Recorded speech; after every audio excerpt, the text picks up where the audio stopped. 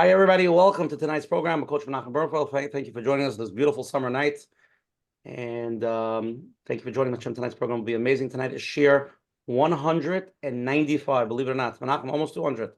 So first of all, I start off every week thanking everybody for being part of the program. And we're in our 5th year.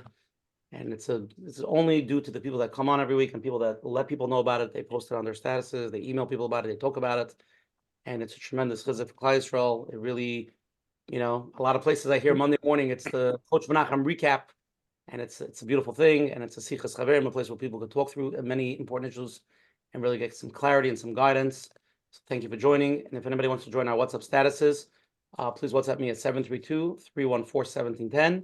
I will send you the link to join Coach Menachem's community chat, where we post all the flyers, all the replays, all the important information in Coach Menachem land. And you can also go to menachembernfeld.com, to his website, sign up for his emails and his replays and all the information that happens over there. That's at menachembernfeld.com. For all the people that are watching the replay of this on YouTube, you can click on the subscribe button so that every week Menachem posts a share. Every Monday, about 3 o'clock in the morning, you get dinged, you get notified about it. Number one. And number two, click on the like button so we can get all the likes and all the views and become multi-millionaires and wealthy and retire. That's the goal. And thank you again for being here tonight. Next week, Menachem, thank you to all the advertising sponsors. The Lakewood Scooper here in Lakewood for always promoting us, Eli Nario from Vital Central, and Chayel Kaufman from JCM for promoting us on all the Jewish digital platforms. Again, if anybody's here the first time, every Sunday night, 9:30 p.m. Eastern, we have different rabbanim, different topics, different therapists. Please join us. Please join the Chevra. It's free of charge, no admission, no sign-up fees. Just be part of it and help us grow. And next week, Menachem, July 28th, we're going to have world-famous Rabbi Friedman, who's been on many times. By the way, Menachem, every time the Manas Friedman came on, we had a very deep, powerful shir. It happens to be. We chose topics, and they were very deep.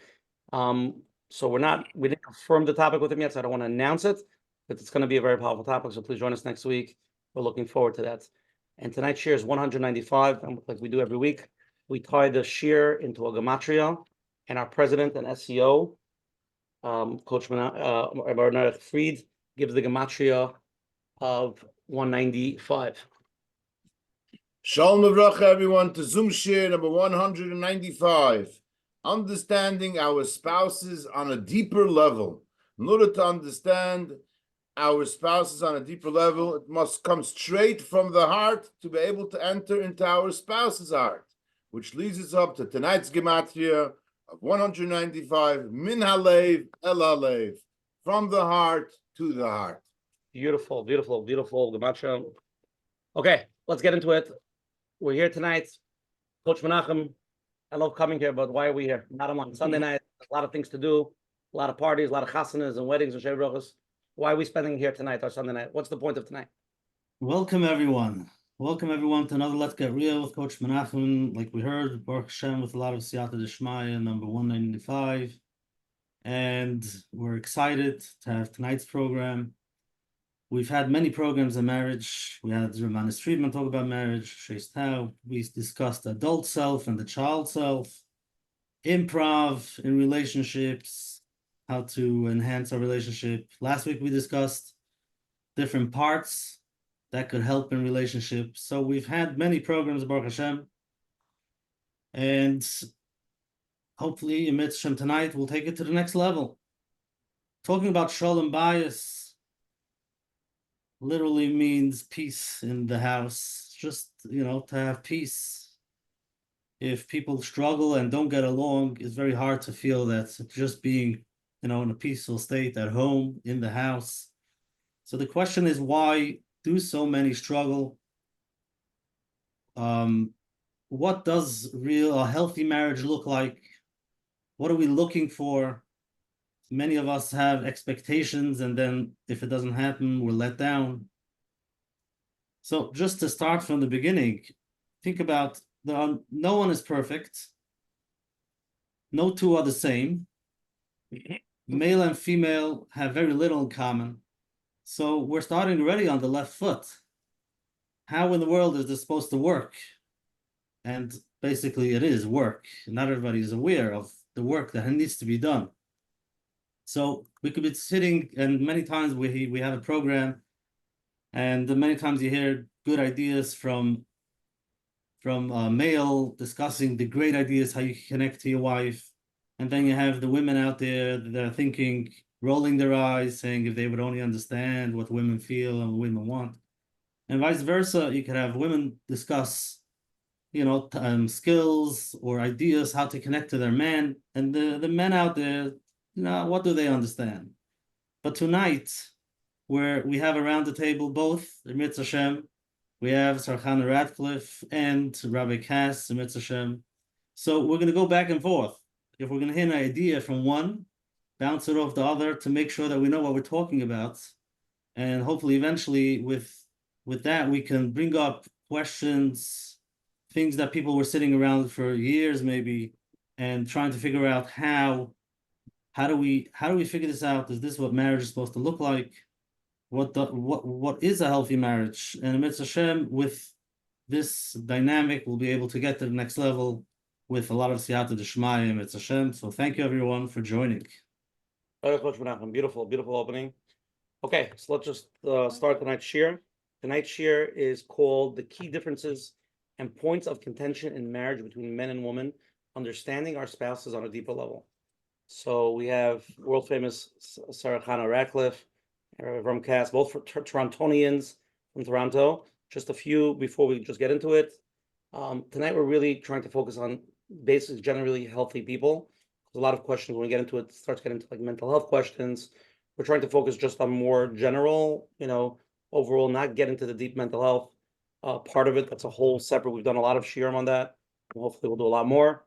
And you can search in our archives of shiurim, on all the different platforms to hear any of that. But tonight we're just really trying to focus on the key things of men, key things of women, and things that we could learn together to really grow and really improve our marriages to a more healthier level. So we're going to start off first with Chana Leah. She's going to give the opening pitch. So I'm going to start off. Sarachana. Sarachana. Close enough. Close enough. Right, Sarachana, which is trademarked. Chana Radcliffe is a registered psychologist in full-time practice in Toronto, Canada. She's written numerous books on family life, including the HarperCollins publication "Raise Your Kids Without Raising Your Voice." She's the weekly columnist for the Family First section of the Mishpacha magazine and conducts weekly workshops on parenting, marriage, stress management for the Jewish Workshop Online and community. Sarachana also heads the Chana Radcliffe Parenting Academy, training and certified parent educators internationally. She's the creator of the popular daily parenting post email list. And anybody who's read anything with this, Sarachana is world famous. She's been a therapist in this industry for many, many years, and it's a big honor to have her on. We really appreciate it. Chana Radcliffe, the floor is yours. Please open it up.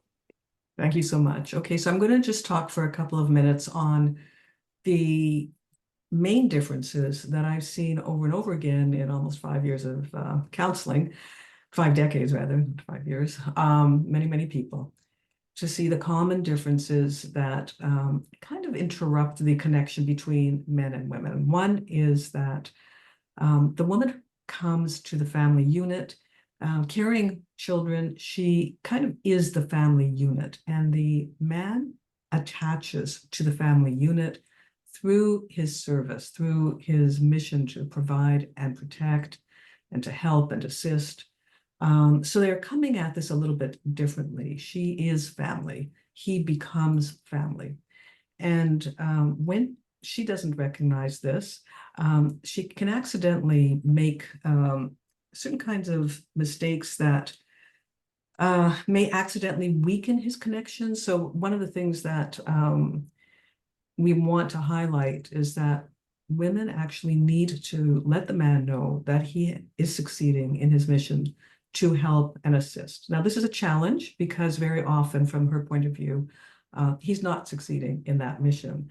But if he doesn't feel that he is of value there, then he feels invisible, irrelevant, unneeded, and disconnected. So there's this challenge for her to make him feel successful at the time when she's not feeling that he is successful. That is the challenge for her. And she often becomes resentful that even being, that it should be suggested that she needs to make him feel successful. He needs like a standing ovation when he does the most minute contribution to family life. He babysits for his own children. She'll kind of mock that idea. Or as I was alluding to when we were talking before about the man with the pan who comes into the kitchen to make Shabbos once in his life, and he wants a big ovation for that. It's a very special deal. So women come into resentment because they do so much and they work so hard, and they're not asking for that same ovation. But when a woman understands that the ovation is the means to his connection to her, that his feeling of success depends on this recognition, and that this is his value and makes him feel that he is indeed her hero, her man, that he is such an important part of her and the family unit, then she's going to perhaps be a bit more motivated to work on the ovation skills and to overcome the challenges. Now, there's more challenges because women are busy taking care of everybody and everything and all the children. And they have so much on their plate, and they're telling people what to do. They don't want to tell their man what to do also. They want him to know what to do and to be able to do it and to take care of her. Naturally, she's overwhelmed, tired, exhausted, and she needs him to come and see what needs to be done. The thing is that a man very often specializes in, as far as domestic life goes, in assisting and helping. This she resents also because she wants him to take over. So instead of encouraging and appreciating this assistance, she tends to criticize, correct him, complain. And all of this makes him feel like he's failing because, he's not providing for her needs the way she wants him to kind of understand, or maybe read her mind ideally, or think the way that she thinks. And this often doesn't happen that way.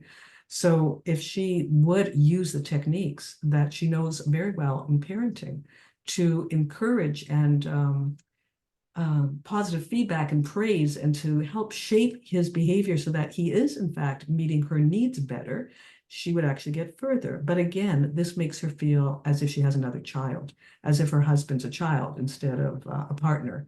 And she doesn't want to be his mother, and he doesn't want a mother. Okay, so he also doesn't want to be told what to do in that way. So we know from parenting and from good management skills that criticism actually isn't the way to help people do better. But again, we have to make the woman feel that she can use all the skills that she has for all the other relationships that she has everywhere else on her husband, and that she will want to do so. For this requires a little bit of giving on his part as well. So while he needs from her, let's say, to be her hero, what she needs from him is to be his princess in a way, to be cherished, to be loved, to be adored, to be recognized, and to be seen. When he steps up and he makes her feel special, okay, she's attached to the family, but she's not attached to him unless he makes her feel special. So through gifts, through words of love, through attention, through time and his way of connecting, when he does that, she's more able to use those other techniques of praise and positive feedback and encouragement that will get him to continuously improve in meeting her needs. So nobody wants that mother-child dynamic, but some of the characteristics that men and women have also contribute to the difficulties. For example, men are more autonomous in their nature. They want to just be free. And a woman often sees her husband coming and going and leaving the house and leaving her there with the kids, and she feels trapped and unappreciated and taken advantage of. So he needs to understand that to make a connection with her, he needs to bring her into his life. So instead of walking out saying, "I'll be back later," if he says to her, "I'd like to go and do my errands around 2:00 this afternoon. How does that work for you?" Just that question of bringing her into his life makes her feel, I am part of your life, you're part of me, we're a couple. So he has to learn how to do that too. That doesn't make her his mother. She's not asking him for permission. Like he's not saying, "Can I go? Can I please go?" He has to understand that, to bring her close to him, he has to connect his life with hers. and that makes her his partner, not his mother. So, but his need for autonomy, sometimes when he thinks like, I don't want to ask anything. I did that when I was a kid. So, yeah, they both have to work against their nature a little bit. Men are more comfortable with risk. Women are more into safety. This sometimes affects the way they do everything, actually, parenting, business, driving a car, everything.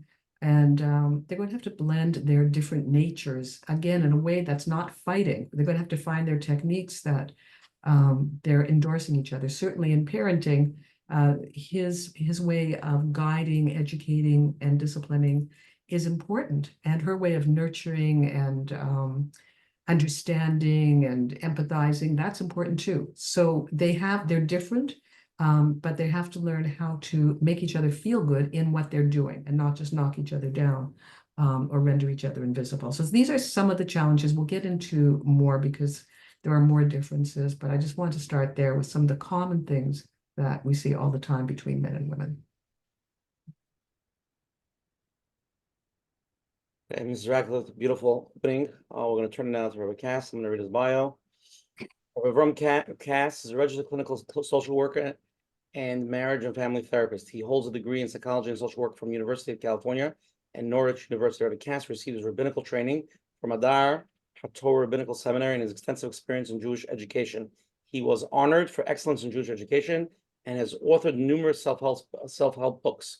Currently, he offers therapy worldwide via Zoom and phone, with a specialty in helping couples create marital harmony, commitment, and love. Rabbi Kass resides in Thornhill, Ontario, with his wife Golda. Rabbi Kass, an honor to have you as well. Please open it up. Thank you for the introduction and welcome to all the listeners that we have here. And I'm so impressed with everyone. Everyone here has, I'm sure, a very heartfelt desire to have the best marriage possible, the best relationship with their husband or wife that they can possibly have. And towards that goal, God willing, we shall succeed. Sarah Chana's introduction was extremely important. It's the nuts and bolts, really, of what a good marriage is. I work as a clinician. I'm not a theoretician. I'm going to speak a little bit more theory, though, but I really can't help but underline, put in bold, asterisks, every way possible, that what Sarah Chana is speaking about is really the nuts and bolts of a good marriage. What I want to do is talk a little bit more theory, because that will help you listeners to be able to stay focused and be able to adapt the guidance that Sarah Chana and myself will be providing you. You'll know how to apply it in ideally in every single situation, because these are fundamental principles. One of my best friends is a medical doctor, and he told me that the biggest issue in medicine is not coming up with the right medicine or the right remedy, the right treatment, but the biggest issue in medicine is compliance. Compliance means that people follow through with the plan.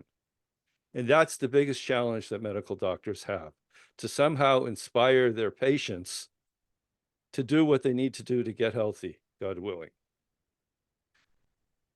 Or as another way, the Lubavitcher Rebbe used to constantly repeat, Maisa hua ikar, that the main thing in life is the deed. Theory is really secondary. And the main thing is applying what you learn. However, theory is very, very important. And that's why when the Torah was given to the Jewish people, our response was Nasa v'nishma. We will do it without question, without understanding. But then, v'nishma, we will learn, we will understand. The Torah doesn't exist as exclusively by robotic behavior. The Torah requires a deep understanding of what we're doing so that we stay motivated, we stay inspired, and we know how to apply the Torah's principles in every situation that we encounter. The exact same thing is in marriage, because basically marriage is a huge mitzvah. Marriage is equal to keeping Shabbos, keeping kosher, putting on tefillin, lighting Shabbos candles, name any mitzvah. In fact, in many ways, even though we say tzedakah is the super mitzvah, there's different ways you can look at it. But what Chazal teach us that God's presence is only within a family where there is peace, where there is shalom. And without that shalom, we're missing God. We may have Shabbos, we may have kosher, we may have all the other mitzvahs, but God isn't present. This is not my opinion. This is what Chazal have taught us. And so that makes marriage relationship extremely, extremely important. And that's why I want to talk about the compliance, what you listeners can do. And I'm talking to myself as well. I'm also a listener. What you, what we, what I can do to make sure we keep our eye on the ball. Number one is to stay educated. What everybody is doing right now, I don't know exactly how many people we have on here right now. I'm sure it's hundreds by now. This is called self-education. And it's not a question of listening to Sarah Chana, listening to me, or listening to anybody else for that matter. It's an ongoing process. Actually, it's part of learning Torah, since Shalom Bayis is an essential part of Torah itself. Therefore, learning about Torah, whether it's from a secular source or a Jewish source, but if the secular source is true in alignment with Torah, then it's a mitzvah. And it's equal to everything else we do as part of our Jewish lifestyle.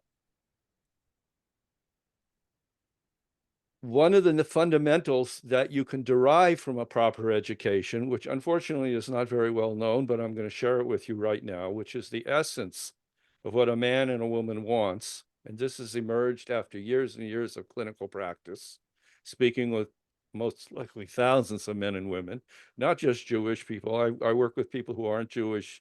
Jewish people are religious, not religious, people all over the world. And the essence bubbles up to the top. And this is what I want to share with you right now. And this is the 101 of relationship education. And it's very simple. What does a woman want from her husband? She wants to feel treasured. She wants to feel that he values her. As Sarah Chana said, he protects her. If you have a treasure, you protect it. You lock it in a vault. You circle around it that nobody has access to it.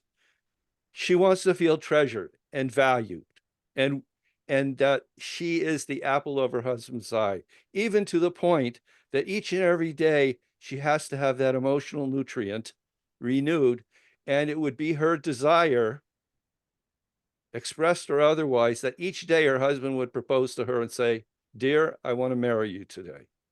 That's how treasured the woman wants to feel. What does the man want? A man wants to be her hero. That's what a man wants. He wants to be his wife's hero. And it's exactly what Sarah Chana said again. The woman is a keres habayis. She's the center of the home, and the husband is attached to that home. But what is his position? What is his contribution to the home? He's needed. He's valued. He's her go-to person. He is her hero. And there's nothing sadder than a man, because he's taken so much criticism and so many zingers, that he's fallen off his horse and he's so knocked down he can't even get up off the ground. He can't even contemplate getting back on his horse. This is the most sad person in the world, because he has no value. His wife doesn't need him. His family doesn't need him. And that puts him in a very, very dangerous and precarious position. The reason I'm mentioning this to this kind of extreme here is just to show you how important it is for a man to feel that he is his wife's hero. These are the emotional ingredients of a man and a woman across all cultures, races, generations. And if you bear this in mind, these two simple concepts, that a man has unique emotional nutrients, requires unique emotional nutrients, and a woman requires unique emotional nutrients, then you almost know how to apply everything that you're learning tonight in every situation. You're able to generalize it. A man needs to feel that in the eyes of his wife, he is her hero. He is the person she goes to whenever she has a problem, or she needs help, or she needs advice. And it's her opportunity to provide that emotional nutrient to him. And a woman, she needs to feel treasured. She needs to feel that her husband sees her as the greatest gift that he ever received in his life. This is clearly a gift from God, having his wife in his life. And when he treats her with love, with respect, he gives her attention, he does his best to understand her, then she feels he treasures her. And then you have a happy man and a happy woman and a happy marriage together. Relationships are a science. What does that mean? It means I can tell you the ingredients of what will create a healthy marriage. And I'm certain Sarah Khan, because I've listened to her and I know she as well can provide the ingredients to a healthy marriage. But what is science? I could tell you right now that if you mix the color yellow with the color blue, you're going to get green. And I don't care whether you do it in Toronto or New York or Berkeley or Paris or London or Peking. If you mix the color yellow and blue, it's green. It's scientific. There are certain emotional characteristics, the emotional nutrients that I've just gone over, as well as other things like controlling anger or eliminating anger, having romance in the relationship. We could go through a list of maybe 10 or 20 ingredients, but how these ingredients are integrated into the relationships itself, that determines what the outcome will be. And that's precisely what I mean, that relationships are based on scientific principles. So for all of you out there that are struggling in your relationship, my heart goes out to you. It's, no one is to be faulted for this. It's a lack of education. If people understand what is required to make a healthy relationship and they make the effort to apply it consistently, and sometimes even with error, but they continue to work at it, like Rabbi Menachem said, you have to work at your marriage. Marriage is work. You will have a good relationship, without doubt. There may be a very rare exceptions because of very unique situations, but 99 out of 100 times, everybody can have a healthy, happy relationship, and Torah demands it. Torah requires it. One of the things that confuses us is because social media and so much information is available to us, especially now with AI. And AI can even have opinions about things, so woke opinions.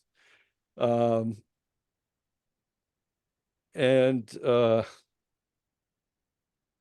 so what we have to understand, that Torah provides the spiritual understanding of relationships, because the science can explain physical things, but spiritual things is explained by Torah.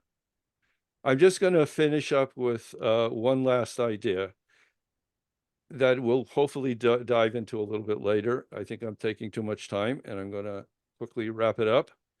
But romance is an extremely important part of a marriage. And unfortunately, it's been censored, in my opinion, because of the Christianity opposing not only censorship upon our Sforim, our books, but also in the general society, where intimacy, sexuality, romance is considered to be something that's a little bit in the gray area, if not less than that.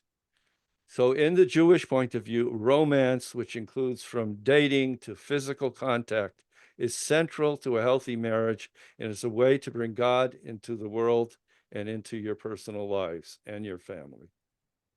Okay, I'll let it go there. So whoever takes it from here can get going. Avrohom, thank you for the opening. Okay, we're going to ask first. We have 2 polls tonight. We're going to ask some of the polls now, and some of the polls we're going to save for later on. So let's start with the polls. I'm going to take a break for a minute. Everybody answer to the best of your ability. Tonight, I think, has the most possible answers that we've ever had. But let's see how it goes. Here we go. First poll. Okay, it's broken up into men and women, okay? As a woman, what aspect of your husband's behavior disappoints you the most? A, lack of communication. B, inattention or lack of affection. B, not helping with household responsibilities. D, not supporting my personal goals or interests. whatever. Number 5, financial irresponsibility, or number 6, disrespect or dismissiveness. So as a woman, from these 6 options, which one specifically talks to you the most as a disappointment for your husband's behavior? Question number 2. So women answer number 1 and men answer number 2. Let's do it that one. Can't answer both. As a man, what aspects of your wife's behavior frustrates you the most? Also 6 options. A, lack of appreciation for my efforts. B, not showing enough affection or intimacy. C, criticizing or nagging frequently. Number 4, not supporting my career or hobbies. Number 5, lack of respect or recognition. Number 6, financial disagreements or spending habits. So we have a poll for the woman to answer, poll for the men to answer, and let's see what happens. I'll give you 10 seconds to answer.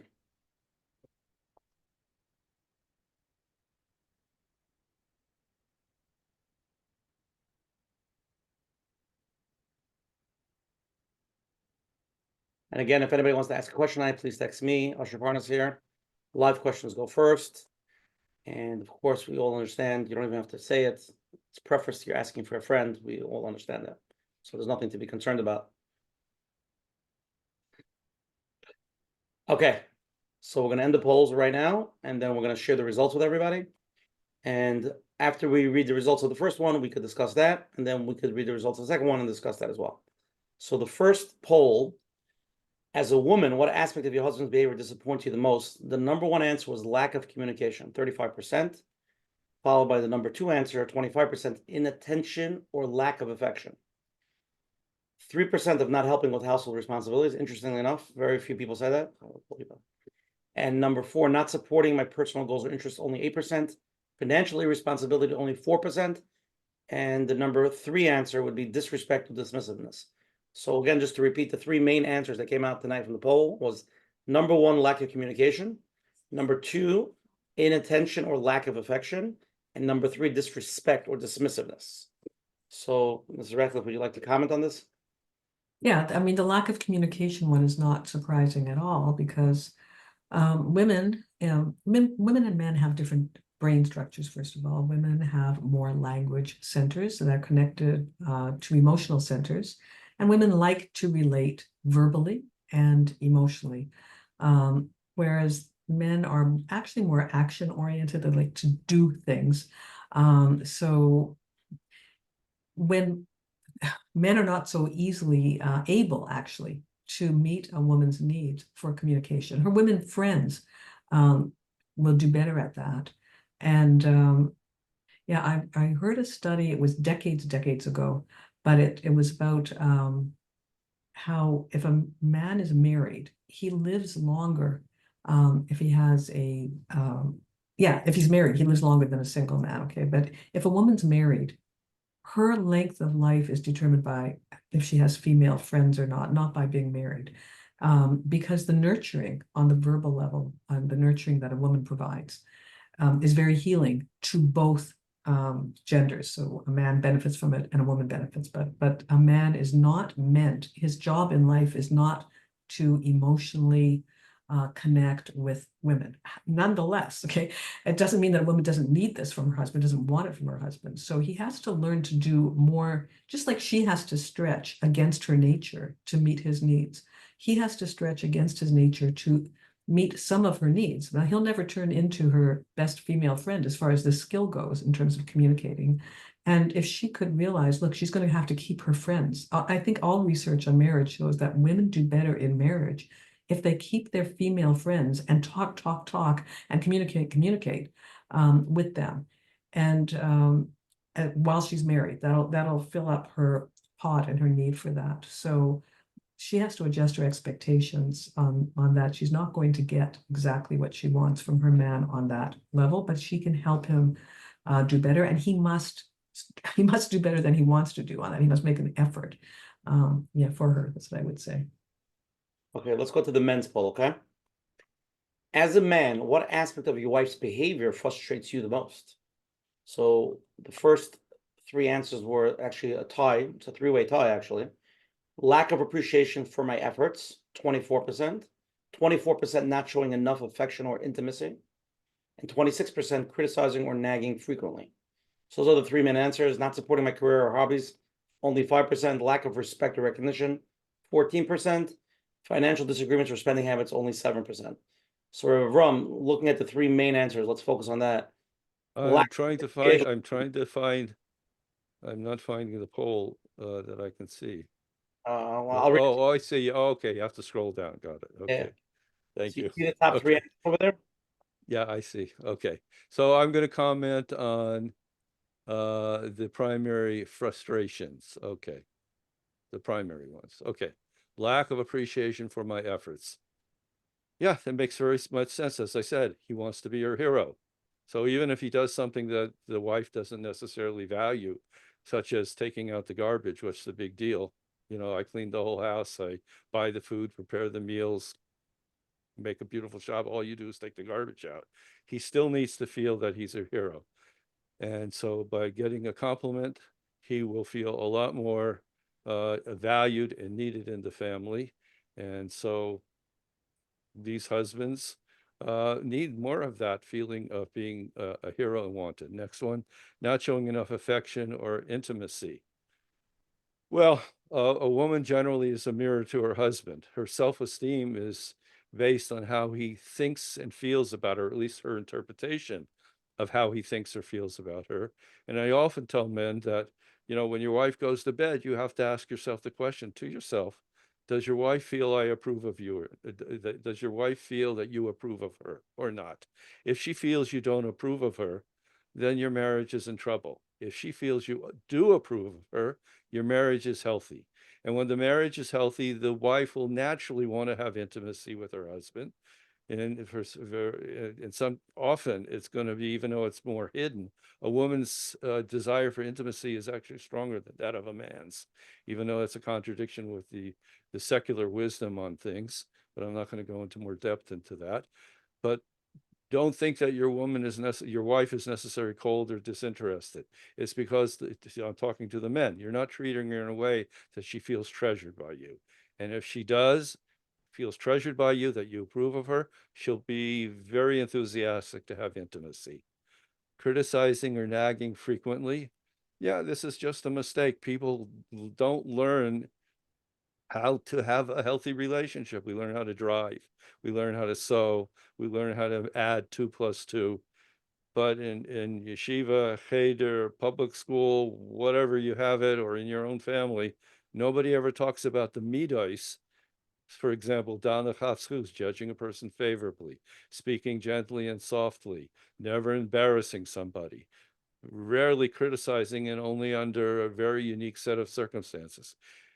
Yeah, so the husbands feel criticized, and they're right to feel that way. And if their wives can step up to the plate and learn how to express more proper midas to their husbands, they won't feel that way.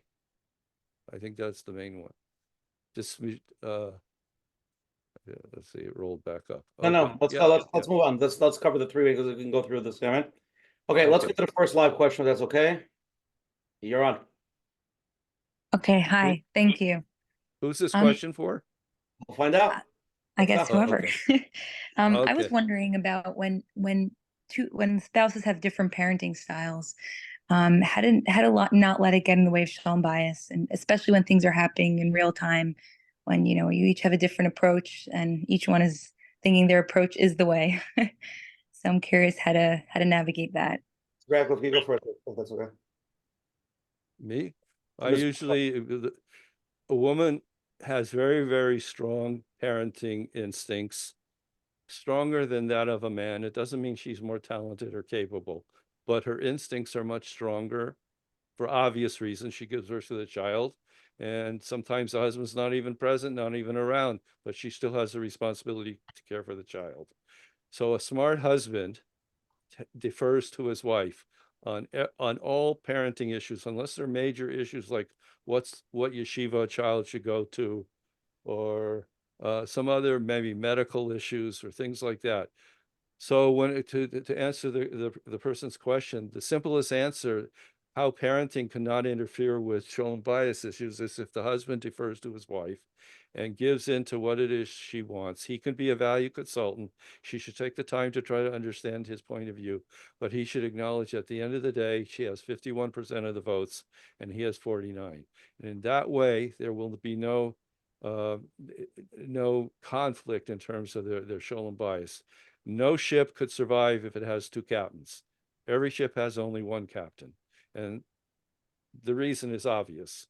If there's going to be any success on that ship, there has to be one person making the decision, not two. And so that's my answer. Tell your husband he should defer to you. Yeah, Mrs. Becker. I'll just add to that. I like that answer. But I would say also that women, because they're so protective of their kids, sometimes rush in and ruin their marriage while they're trying to protect their kids. So they want the husband mid-intervention, like the husband saying something to a kid, and the wife might come in and correct him then. That does happen the other way too, that a man would do that to his wife. But let's put it this way: nobody should correct anybody mid-intervention unless that intervention is the kind of abuse that family services is going to knock on your door for. So if something terrible is going on, somebody's throwing a kid against the wall, yes, the other parent can come in and say stop, and needs to do that. But if it's just choosing the wrong word, the wrong punishment, the less than ideal way of handling something, all correction like that needs to happen in private when the kids have gone to school the next day. It's not an emergency. And with regard to holding up the status of the parent, for example, a woman saying to a man, when you were trying to, I so appreciate that you were taking the kids to bed last night. It's so good for them that you do it, and that doesn't, I don't have to do it all the time. It's good for me. It's fantastic. And I noticed that little struggle you were having with Shmuley there, and how he was screaming, how you were yelling at him, whatever. And Shmuley looks up to you so much, and he cares so much what you think. And I know that this morning he was like, so devastated that he had disappointed you, and whatever. And we're going to move slowly into, what you could do instead. You could actually bribe him, or you could do a more positive technique to get him to bed, but not just to say, are you crazy? The way you handle him, like, why do you need to be so rough with him? Like, not to just jump in there and make the husband feel inept, because you as a woman probably do have a much better technique. You've studied it, you've read it, you have it inside of you, and so on. You have to be careful to use those same techniques. Women tend to criticize their husbands about, like, let's say they'll say to her husband, "You're too critical to the children." It's ironic, right? Because she's criticizing him the way she does not want him to deal with the kids. So yeah, just technique matters. Okay, let's go to the next question over here. Mrs. Radcliffe, you'll answer this first, and then Rabbi Kass afterwards, if that's okay. A woman's writing in, why do I have to spell out everything I want my husband to do? Why can't he just pick up on his own? Shouldn't he just get the situation? He sees the kids are screaming. He sees that I need help with this, and step in without me guarding him and asking him every little thing. If this was just your husband, it would be one thing. However, it seems to be, this is one of the things that I've seen, like I said, over almost 50 years of counseling. This is very common. I'm going to deduce from this that this is Hashem's fault, that he made men, see different things than women see. So, maybe in his realm, you also would miss certain things. I don't know if he's big on technology, or something to do with, I don't know, building things, or how the car works. I don't know what he's into, but we're not like them, and they're not like us. So when it comes to domestic things, I think, as Rabbi Kass said, we need to have one captain of the ship. You are in charge of domesticity, like everything to do with the house, the kitchen, the kids, whatever it is, and accept that your husband wants to help you. Not that he's going to look around and see what you see. It's not going to happen. You can wait many, many decades. It's not going to happen. So I would say give up on that and let him be doing a very good job of helping you. Just go ahead and extend yourself and tell him what you need. I know it's annoying, but I would take it up with the boss, that's not, it's just the way it is. Rabbi Kass? To add to what Sarah Chana said, the way I explained this to some of my female clients, who, as Sarah Chana has noted, is a very frequent complaint that women have, ironically, complaining about their husbands criticizing their children, or other things, just things not being done around the house. Women, for some reason, and I probably could figure it out, but I'm not going to do it right now, tend to like to get into this victim role. Poor me. I got such a dumb husband, or my husband's so insensitive, or my husband doesn't see what needs to be done. It's in front of his nose, and he can't even recognize what it is. I call that a victim role. And when I encourage these women, my clients, to take on the role of being more like a teacher, in other words, a guide. And as Sarah Chana mentioned, it's not that the guy doesn't want to help. He wants to help, but he just doesn't see the crumbs under the table. He doesn't see that there's a sink full of dishes. He actually doesn't see it. And so if a woman takes the position of being a teacher, in other words, Baruch, I'd really appreciate it if you could do the dishes. I'm behind schedule. Shabbos is coming quickly. You will be my hero if you do those dishes. Baruch will not only do the dishes, he'll ask her for more dirty dishes so he can do a second set. That's the way to solve this problem, to acknowledge the differences between a man and a woman and work with those differences rather than fight them and then feel like a victim, and a victim who is powerless, but rather take ownership and rise to the occasion, be a teacher and guide your husband, who 9 times out of 10 is more than happy to assist. He just needs to be told what to do. And it's not to anybody's discredit, not to the woman to have to tell him in a respectful way, obviously, and it's no discredit to the husband who needs to be told, because he simply is not the Akaris bias. He's seeing other things in the world, and it's not the crumbs under the table. Amazing. Here is a question from the man.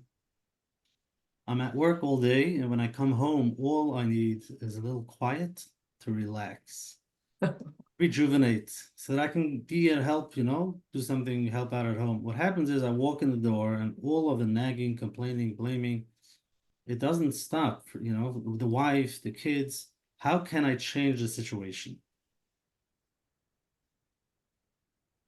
So who Who should wants go to first? answer? Who's going first? Rabbi Kass, you go first.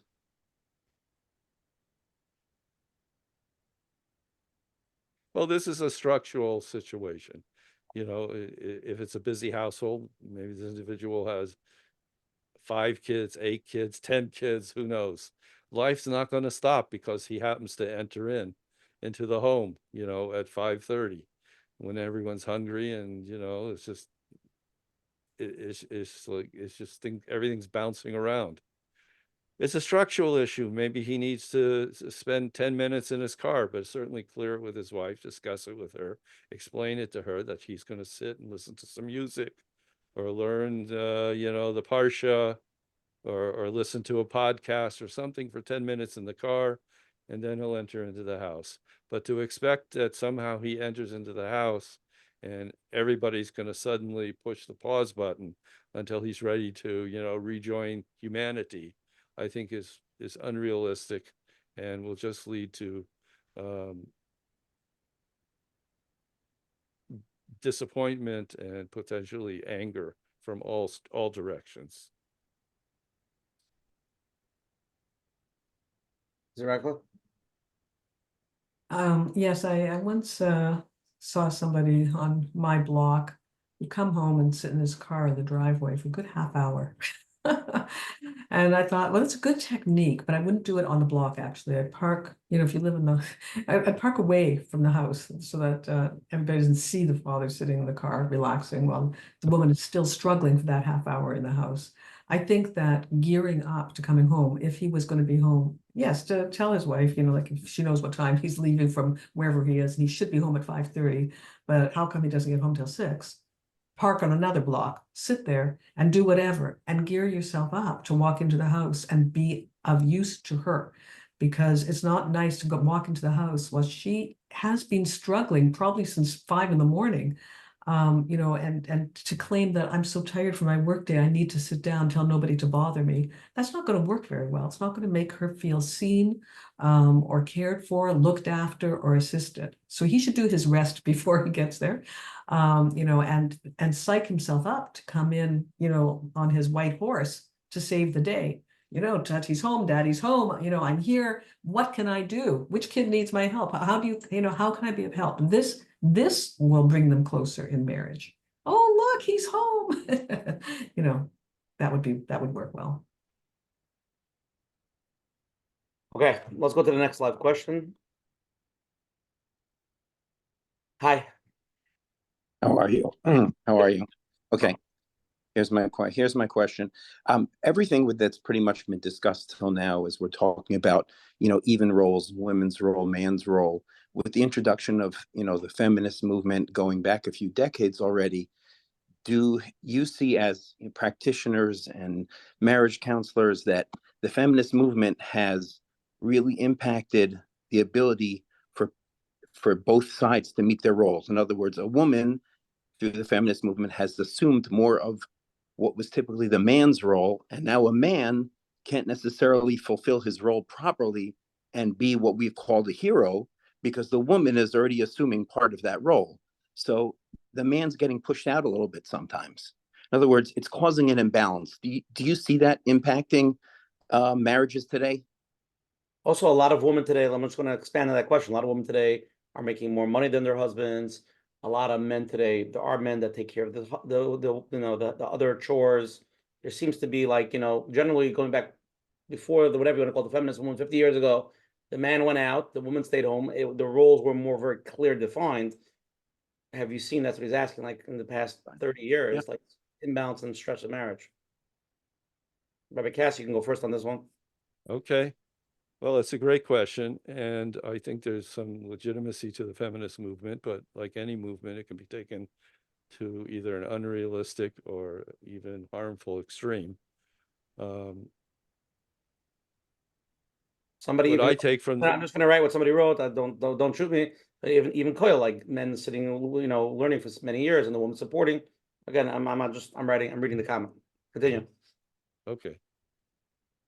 What I take from the feminist movement, that men and women are essentially equal, which is not a new concept. Torah promotes that, but society never saw it that way, and so that they're saying that women are equal in their entitlement and their opportunities, and in all ways is 100% right and perfect. Torah even actually pushes a little bit more of a kind of that a man has to give more respect to his wife than he would actually think that he's entitled to. I think we live in a complicated society, and I think there's can be no cookie cutter explanations. If you happen to be, I don't mean the caller, but if a man happens to be a carpenter and he happens to marry a doctor, there should be no resentment that she's obviously going to earn more money than he is. And maybe she has to, work night shifts. She works in the emergency room. The family has to be flexible and adapt to that.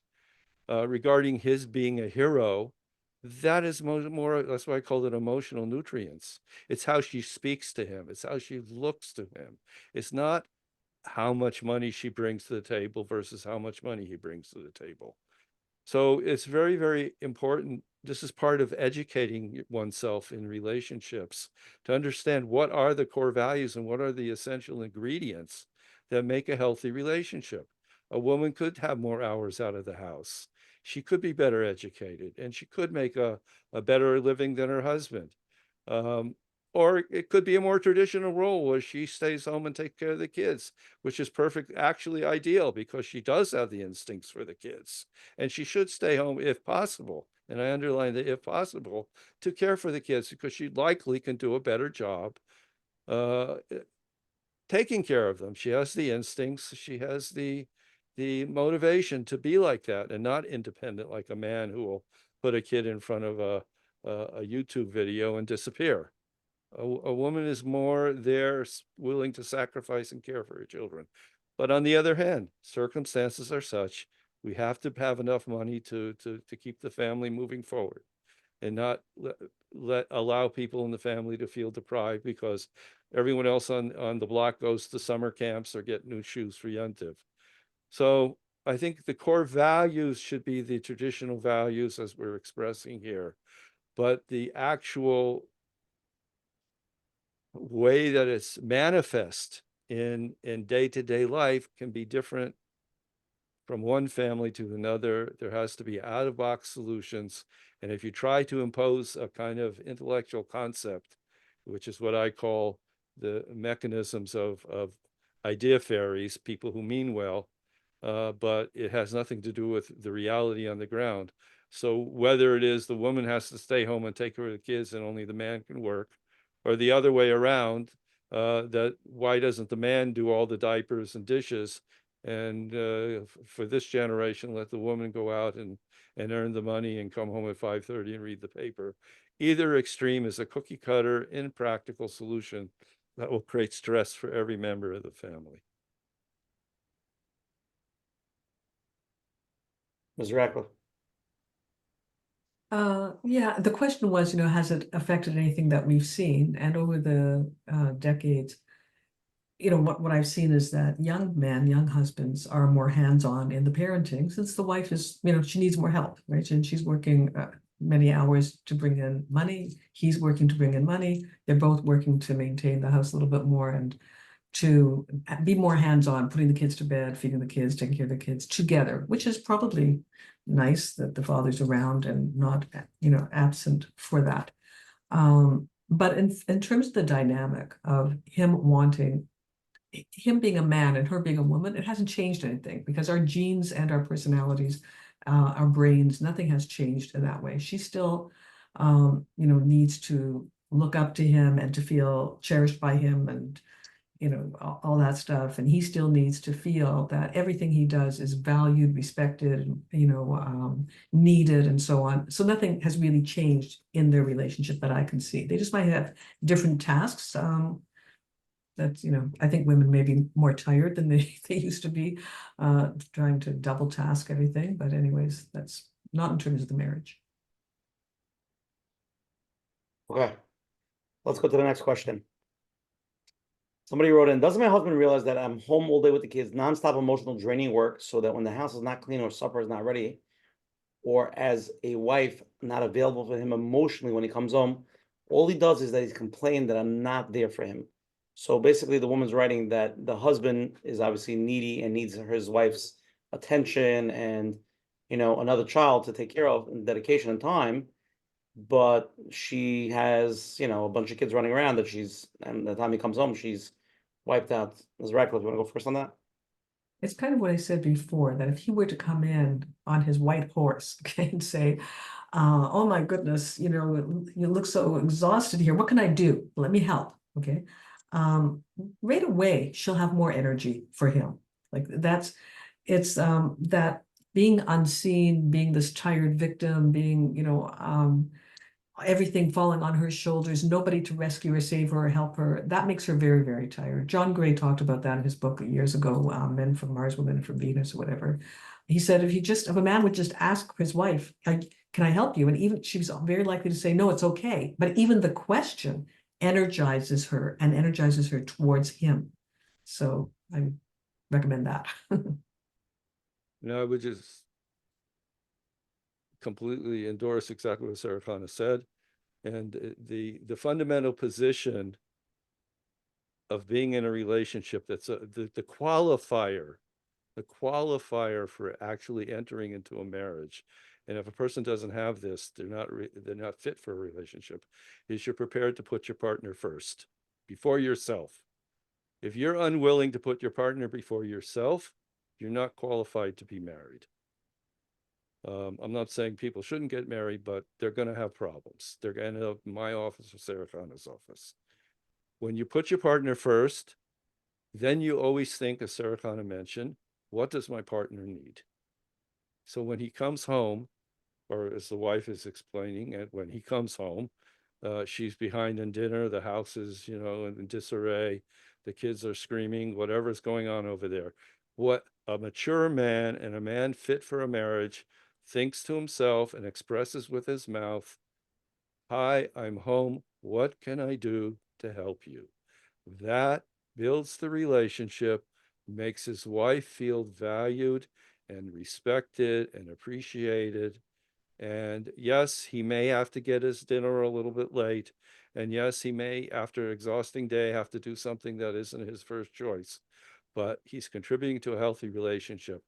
And having a healthy relationship is the sacrifice to get to a healthy relationship is far easier than the opposite.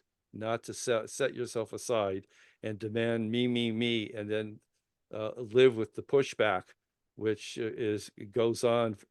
The last, it's a conflict, as it says in the Torah, will never end between a husband and a wife. It's much easier to sacrifice a little and have a good life than to hold your ground and demand for yourself and end up in a, God forbid, a war for 120 years. Amazing. Before we go to the next question, I just want to stop for a minute.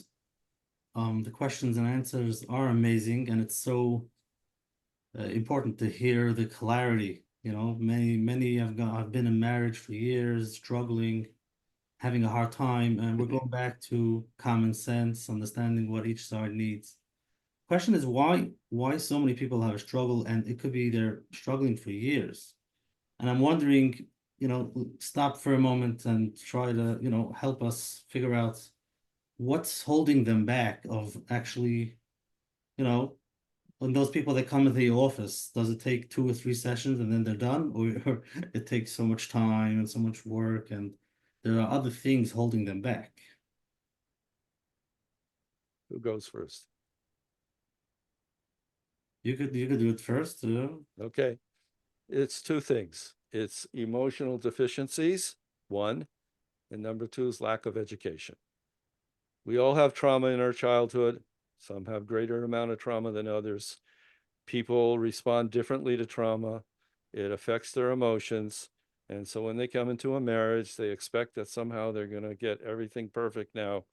And when their husband or wife in the magic world that they fantasize about doesn't fulfill all their emotional needs and make all their emotional boo-boos go away, they get angry, they get resentful, they get moody, they get ornery.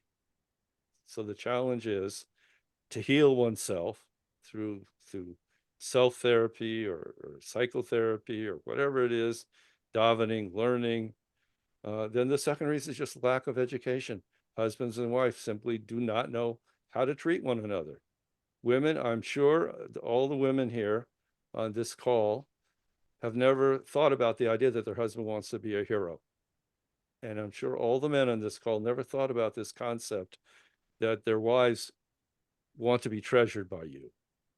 And that these are essential emotional nutrients, just like vitamin B or vitamin C are essential nutrients to the body.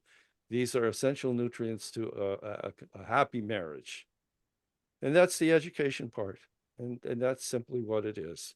It's coming in with emotional deficits that do have to be healed, but you can't expect your partner to do all of the healing. Contribute, yes, but not all of it. You need to be realistic and honest, self-reflective, and take ownership of your own stuff. And the other is simply, as I mentioned earlier, education.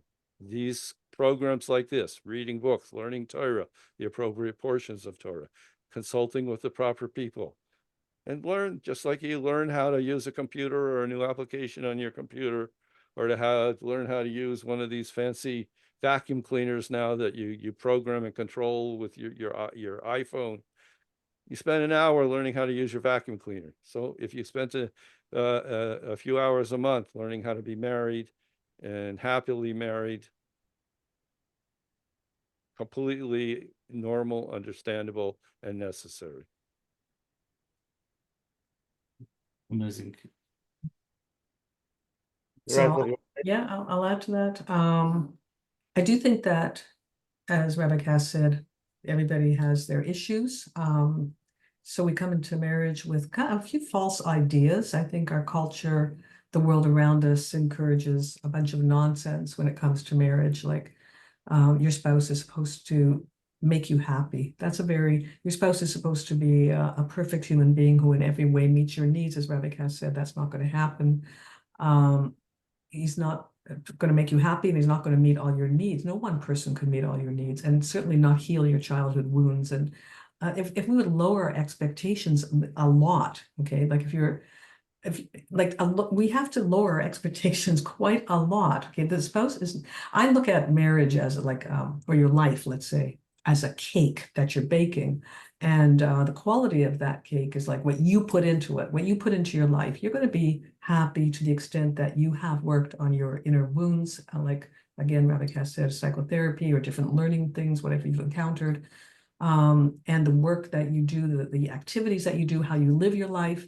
And your marriage is the icing on the cake. It makes it sweet and delicious and wonderful if you have a great marriage. But your marriage is not your life. And people have this odd idea that they would be happy with a different marriage partner, which is not borne out by any statistical things that, you know, first marriages, second marriages have a higher divorce rate than first marriages, third marriages have a higher divorce rate than second marriages. It gets much more complicated as we go along.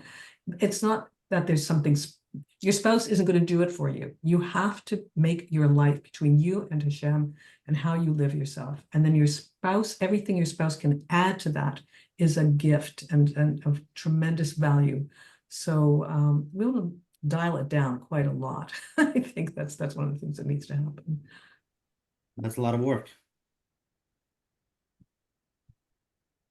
Lowering expectations is a good antidote to the kind of marital frustrations that many couples experience.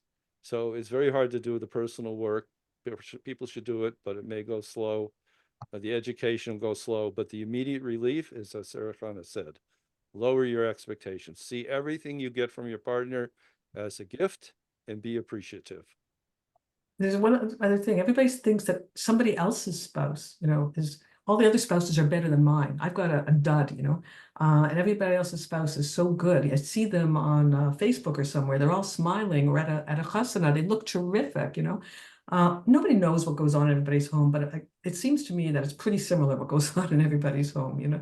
So I think we have to get over that as well, that our spouse and our marriage is not uniquely in pain or awkward or suffering or whatever it is. This is just like life is hard, parenting is hard, marriage is hard. Like if this is not what I call like a Walt Disney, you know, extravaganza here where the prince and princess march off and live happily ever after. That's not what's happening. We need to adjust our expectations. And I agree here also with Rabbi Kass that there are a lot of skills and educational, you know, we need to learn. And actually, like we study parenting, we should all be studying marriage skills, communication skills, but there's more than communication. There's many things that go into the skills needed to have a satisfactory relationship, a decent relationship, and the closer to an A+ you are in your own skill set, the better your marriage will be. So two spouses with an A+ skill set tend to have better feeling relationship than two spouses with a C- or D+ skill set, you know.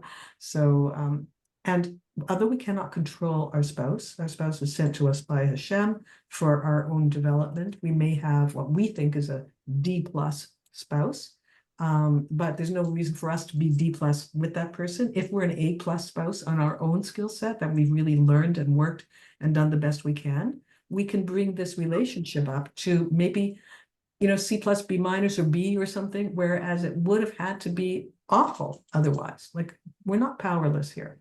So yeah, education is very important. Yeah, let's go to the next live question. Unmute. Hi, how are you? Hi, how are you? So I don't know how to really ask this because it's unfortunately something that I'm going through myself right now.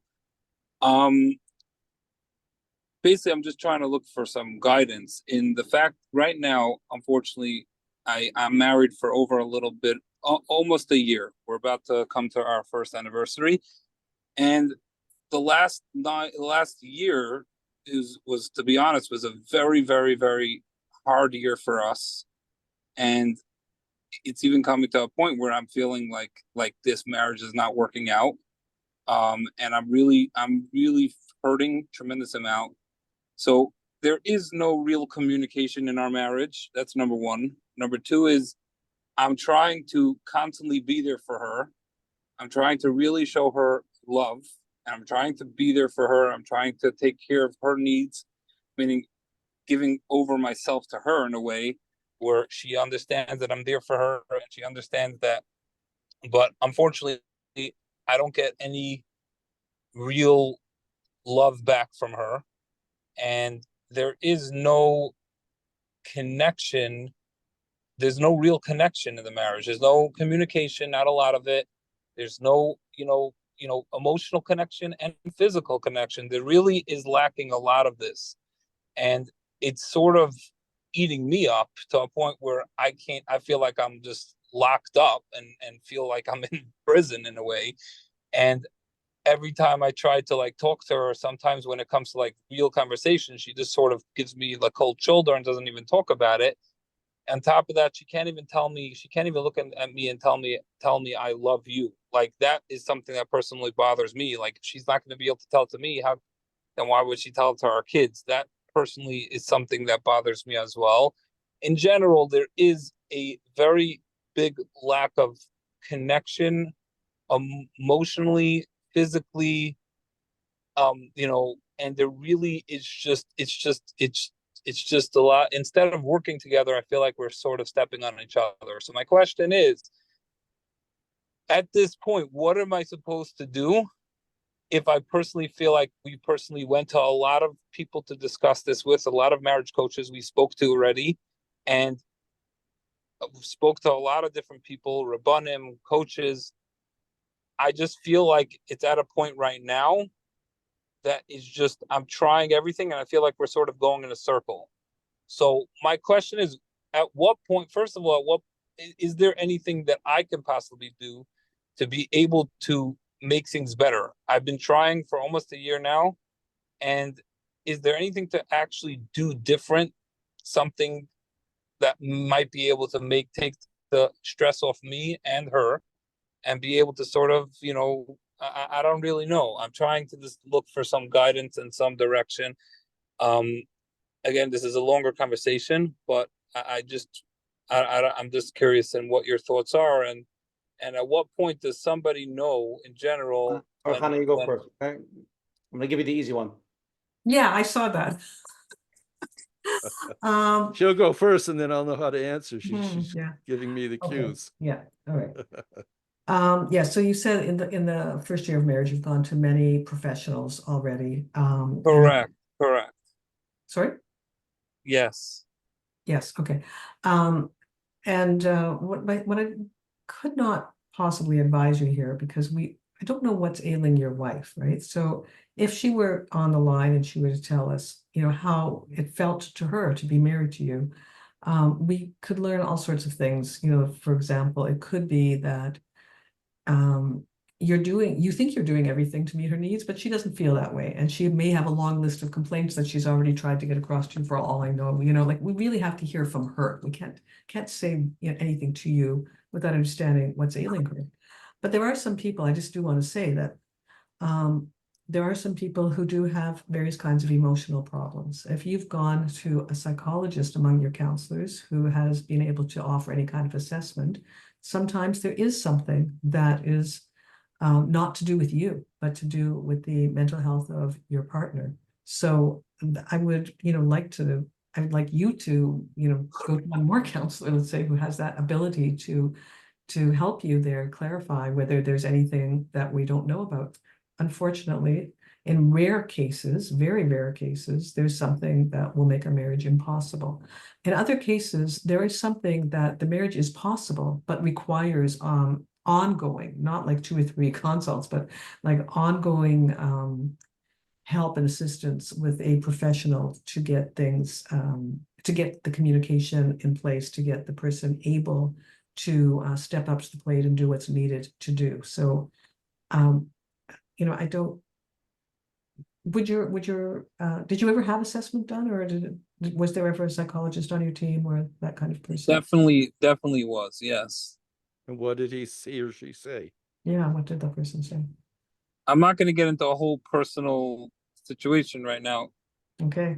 No, I prefer not to get into the personal but that details. may be part of the I'll answer just- to your question, depending what you're told. Yeah. Correct. I'm saying, but there's certain things that I only knew afterwards, and there's only certain things that I found out afterwards, and the certain things that I see now that I'm like, oh my gosh, like if I would have known this, I would have, but the question is what to do about it once somebody's in that situation. People have been telling me, I feel like people are sending me in a round circle. So like, at what point does it come to a point where first of all, at what point does it come to a point where somebody says, okay, I tried everything I can to be able to make this marriage a marriage and a happy, successful marriage? And at what point does someone say, okay, I put everything in and I can't, it's just too much for me to be in this right now. As a counselor, when I get to that point with people, I send them to their rabbi, right? If they've been to a lot of counselors and they've got diagnoses, whatever it is, it becomes, for me, a spiritual question. The rabbi is going to tell you when does Hashem say divorce is the right answer to this? Okay, because I understand that it's a painful surgery, that and it's not something that we try every single thing possible to be able to prevent that, but like there is a reason why there is something called divorce, and it's unfortunate,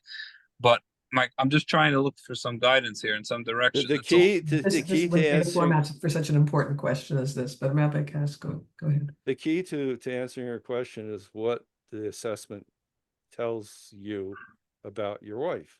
You don't want to share that, and you shouldn't share that. You're right in not sharing that. But is it the kind of diagnosis where I don't mind sharing that necessarily in a more private setting, but right now, okay, so you want to make an appointment with me, you can call me. But I'm not trying to get appointments. But depending on what you're told about her, if she has a psychiatric disorder, or it's a personality disorder, or it's a behavioral problem, or it's a post-traumatic stress disorder from something that happened in her childhood, that will tell you that from there you can then project going forward what's the likelihood of her becoming more marriage accessible and what your life could possibly be. And only when you have those facts and you know what the projection would be, what the trajectory is, then you can make an intelligent decision, whether from either a realistic point of view or just, in terms of your own capacity. Should you hang in there or let go? So it's all about what's your wife's condition. If, for example, if it's post-traumatic stress disorder, she can heal from that. If she has, God forbid, schizophrenia. I just want to move on. Rabbi Kass, I just want to move on to the next question because this is like getting very detailed. Okay. I do want to mention one thing to him, that we did have a program a few weeks ago, actually with Chaskenu and a few women over here that really went through severe mental health, like really severe. We're talking about like, mental wards, psychiatric things. They spoke about their experiences. And at the end of the day, these people all really, I honestly don't understand it, but they're honestly all highly functioning. They went through a lot and they really came out on the other end. And at the end of this year, we really came out that if somebody's committed, and the woman who actually ran Chaskenu was married the whole time and she was hospitalized, the most severe antipsychotics, with that not working, taking shock treatment to get the medicine to work. So we're talking about very, very, very ill. And she's happily married and she has a big organization today. And she shared her experiences. It was just a beautiful program. But the point I want to make is, even with certain diagnoses, there's always, if a person has a rutz and a person goes for the proper help and they really want, people could get healthy even in the most severe situations, which I've seen that. Of course, obviously there's a lot of work. I'm not throwing it out there, but this is like getting very, very deep. But let's go to the next question. Okay, I'm going to ask this one, okay?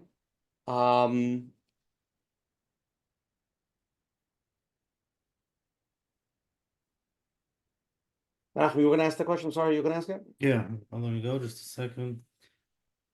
We are married, Baruch Hashem, married for 6 years and have 3 kids, Baruch Hashem. Things are okay. However, this is a feeling I have that I hope you can help me. I'm in yeshiva, learning in yeshiva, and my wife works. I appreciate her for that. When I come home, I try to help out. The feeling I get is my wife doesn't need me. She's invested at work, on the phone with friends, takes care of herself. All I am is the person that does those few chores, and that's it. What can I do to have a better relationship with my wife, to feel, needed? What can I do? And what does my wife need to hear? Rabbi Kass, I'm going to turn the question to you. So basically a man saying sort of like woman feelings, like I want to feel appreciated, I want to feel wanted, and his wife is super successful. or I don't want to use the word super successful, more just she's very self-content with her. On her own. Well, the way I hear it is he's saying he doesn't feel like he's her hero. Yeah. A lot of men reject this concept, by the way, but it doesn't matter. It's like somebody saying, "Oh, I really don't like eating." It's kind of an ego thing. Men don't want to acknowledge that they actually need something. Can we stop? Can we stop for a second? Are you mentioning that? You're What's saying that? a lot of men reject the concept that what? Of being a hero. Oh, I don't need to be a hero because that makes them vulnerable. And I tell them, okay, I hear what you're saying, but I don't believe you. I try to do it diplomatically. And they accept it. Some do, some don't. You just have to sometimes change the semantics, the words. I want to feel I can do things. I'm a man. It's often the words. But from the questioner here, he doesn't feel like he is being seen by his wife as somebody's valued and needed, which I call being a hero. So the only thing he really can do is nothing he can do. It's really his wife, something she has to do. And I would assume she would be more than happy to do it if she knew what she needed to do to make her husband happy and more attached to her, which is to her benefit as well. What could So this is the education. What could he do to express that to his wife? Well, this is the education. He should sit down with his wife and tell her what, he feels. And he doesn't have to use the word hero. Hero is a kind of radioactive word, but it just speaks to the essence. So that's why I use it. But he could talk more about being appreciated and noticed. This is something every woman will right away, recognize and have a sensitivity to. And then he can share with her, this is what you can do, a very practical way. When I come home, if you're on the phone, if it's not urgent, if you could, within a minute or two, excuse yourself and then come up to me and say, hello, nice to see you. Dinner will be ready in 10 minutes. If you're able to, can you please do a few dishes, or can you take out the garbage? That would be really helpful to me. Just to interact with him a little bit. And that makes him feel like he's needed and he's valued. But he has to instigate the communication with his wife to be able to know that that's what she can do to make him feel much more much more of a valued member of the family. Mr. Radcliffe? Well, yeah, I'm wondering if she's learned that he's not going to add any value, right? Like she's withdrawn into her friends or her phone, her activities, because somehow his contribution has been like, I don't know, absent or something. So she has now realized she will do without him. I'm wondering, why isn't he coming up to her when he can and put his, give her a kiss on the cheek when that's possible, or, greet her warmly, talk about plans for the night, indicate that he wants to, do some activity with her, ask her to go out for dinner. Like, where is the courtship, which apparently has to go on for 120 years, like, if he makes himself known, I don't see why she would say, oh, I don't need you. Like, there's only one, she's only got one man in her life, okay? And Rabbi Kass talked earlier about the romantic part of the relationship. Like, the man needs to be the man, like sweep her off her feet, do something, court her, like show up, so that she doesn't disappear and go like, oh, who's he? Like, a man has to take initiative to court a woman. So that's what I would do. I would go back to the dating concept. There are those who struggle. That, some men would say, I tried everything, nothing works. And then there are those women who don't let it happen. And it could be because of whatever they went through in the past, but it does come up. Everything's possible, but if we just start with like, what's the most normal common problem, like among regular people, assuming no particular pathologies, it's just that. It's just like, It's like any everybody's medical waiting thing. for the other guy. Well, you didn't ask me out. Well, you never asked me out. Well, you never come up with anything. Well, you never come up with anything. Like, let's just let the man like step in there and try. If he's done that already and nothing's working, then we start thinking other things. Hmm. The way I think of problems is like if I was a medical doctor and I could solve the problem with a Band-Aid rather than medication, or to the ultimate extreme, surgery, I would solve it with a Band-Aid. If he needs just simply to sit down with her at a quiet moment or go out to eat on a date, whatever it is, and talk to her a little bit and tell her how he feels in a very respectful way, using iMessages, proper communication, talking about himself. And, and then he adds, is there anything I can do to also help you to, feel more comfortable with me? And he has that sincere and honest, heartfelt conversation with her. That may be enough. That's the Band-Aid. And if that doesn't work, Menachem, what you're talking about, maybe it's this, maybe it's that. Yeah, it might be. Or as Sarah Chana said, let's go with the most common problem, which is in the category of lack of education. Simply not being aware, not knowing, and not understanding what you can do to remedy the situation. These are so easy things to fix. And that's what I say. Nobody should suffer in a bad marriage. 99.99% of marriages can be healthy and happy. If, like I said, science, like you want green, add blue and yellow. You will always get green. If you do the right things, the husband and the wife do the right things, they're going to have a very happy, pleasant relationship. Okay, there's a lot of live questions. Let's try to get to some of them. Okay, you're on. Hi, hello. Okay, this question is actually from my neighbor. I'd like to know two things. Why is it so hard for men to be vulnerable if this is how marriage works? And then I find a lot of people having this problem, including me, that I want to be open and my husband to be open. For him, he's fine with just technicals and everything is just fine with one answer. And I do want to know what's going on for him and having a more deeper relationship. How can I get him to be more open and vulnerable to me and to understand each other's? More like attachment, Sue Johnson style. Mrs. Radcliffe, can you please go first? Yeah, I think that the attachment Sue Johnson style happens in the therapy room. I don't know if it's going to happen outside of it. Again, I think that respecting the nature of a man is important. Okay, like it's normal, I think, for men not to want to open their hearts. There's a book I have somewhere on my shelf, A Jew in His Home. I forget about Rabbi Eliyahu Kito.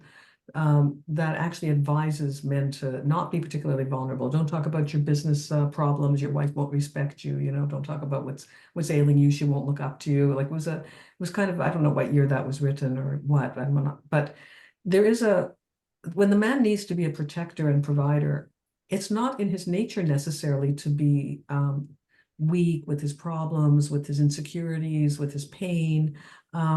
That is a more comfortable kind of conversation for women to have than for men.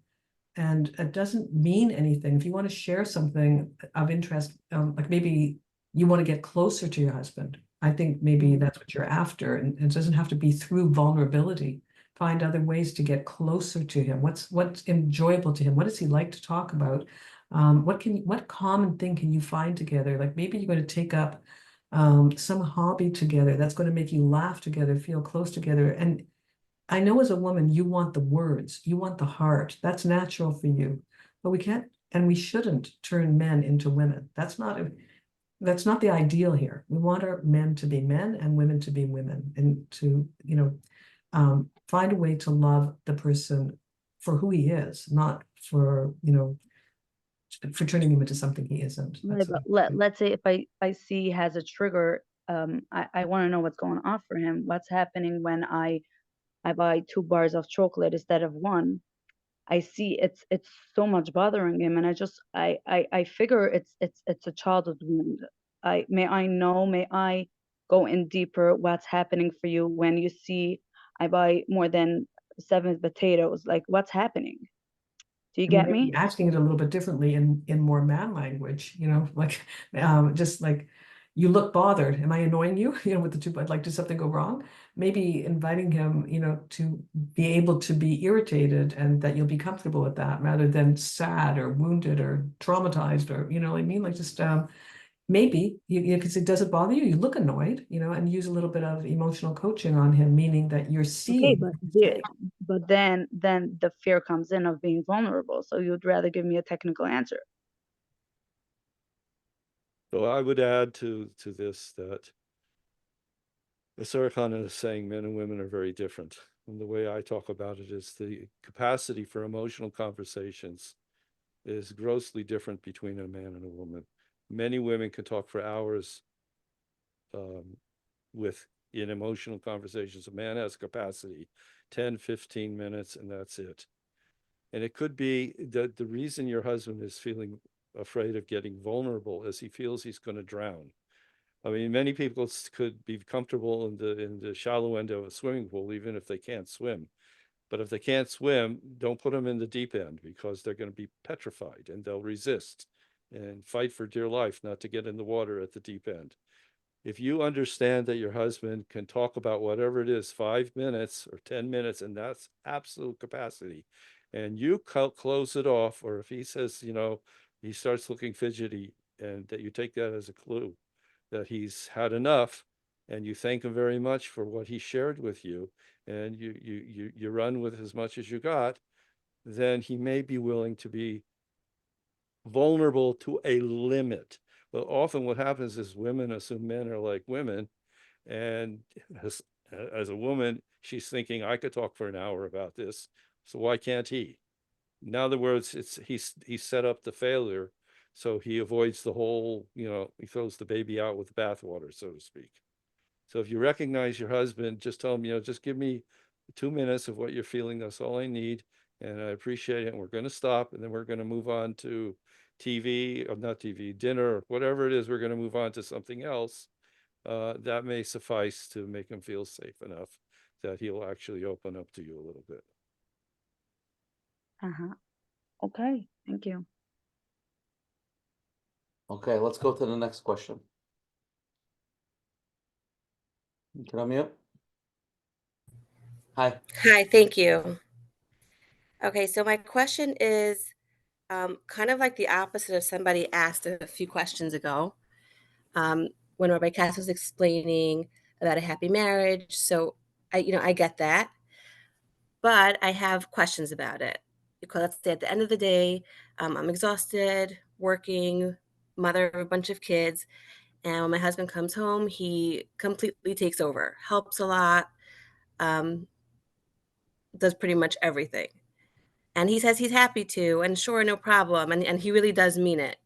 So my question is there such a thing as a husband helping too much, being needed too much, if he says he's okay and A happy lot of to? ladies are texting. They want to know if your husband has a lot of brothers. They're looking.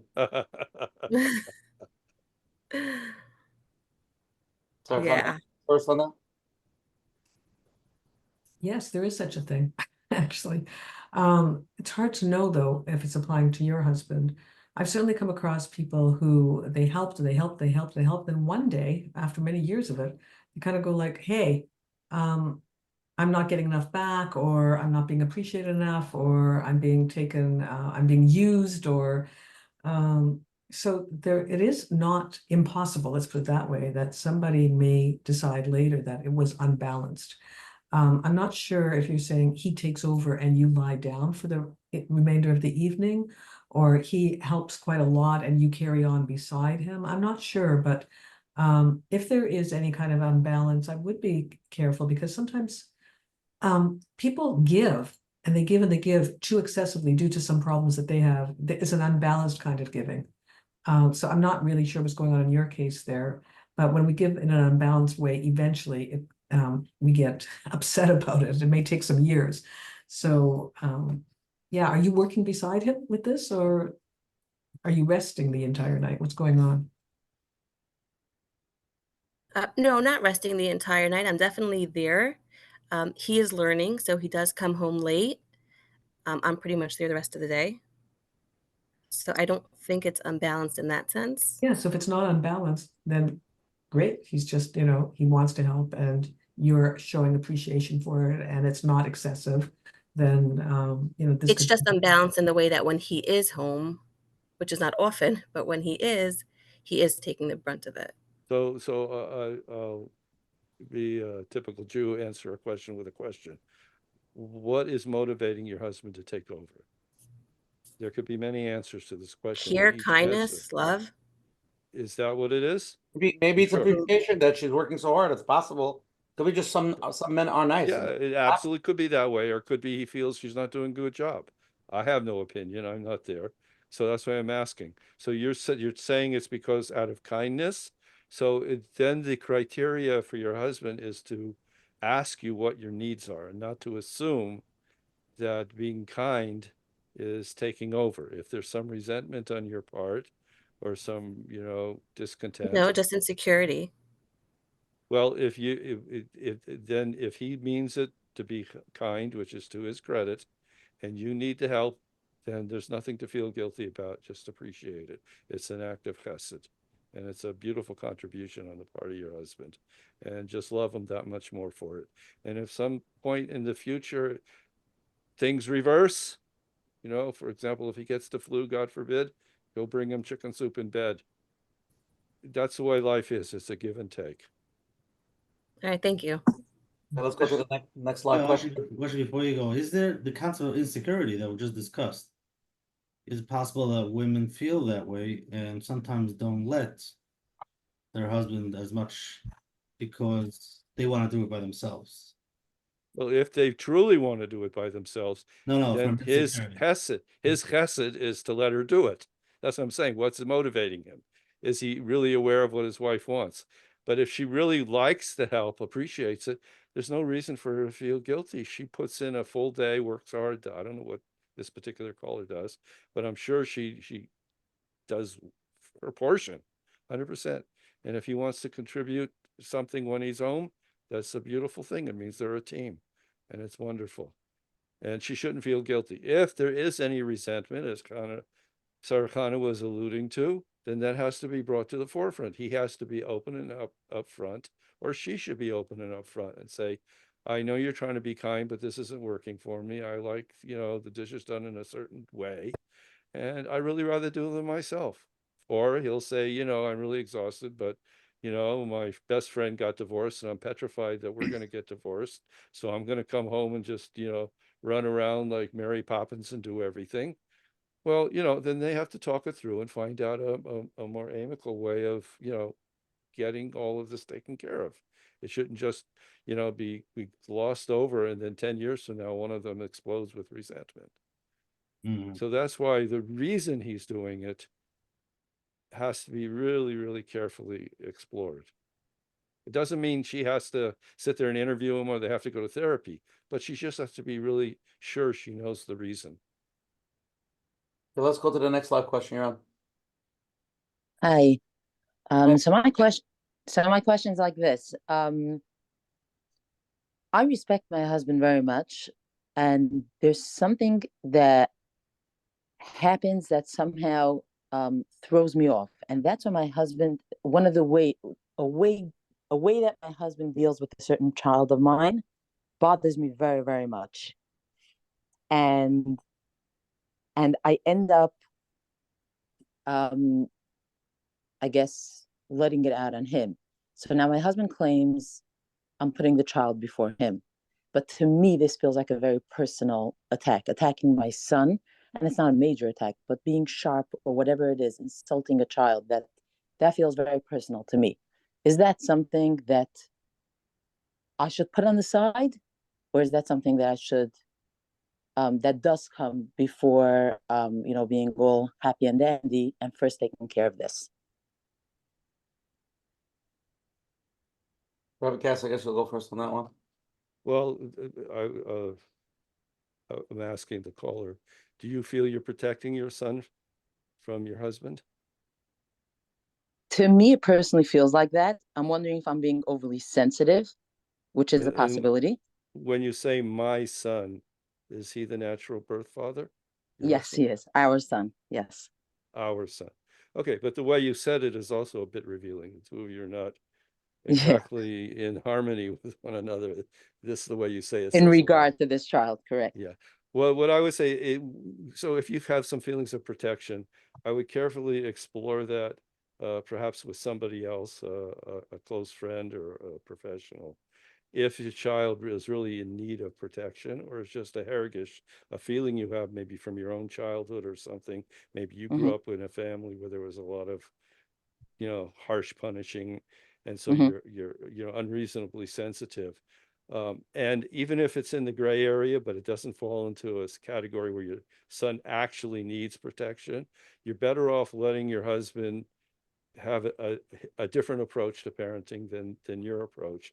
When children go to school, they get different teachers. One year they have a teacher that's more strict. One year they have a teacher that's more, chilled. They have to adjust to different people in life. And if their parents are a bit different, one from the other, that's an education, and that's a good thing for your child to learn, and to see the two of you together supporting one another and not having conflict openly, to where your husband says, I feel you're picking him more than me. That's horrible for the husband to feel, because instead of being the hero, he's the anti-hero now.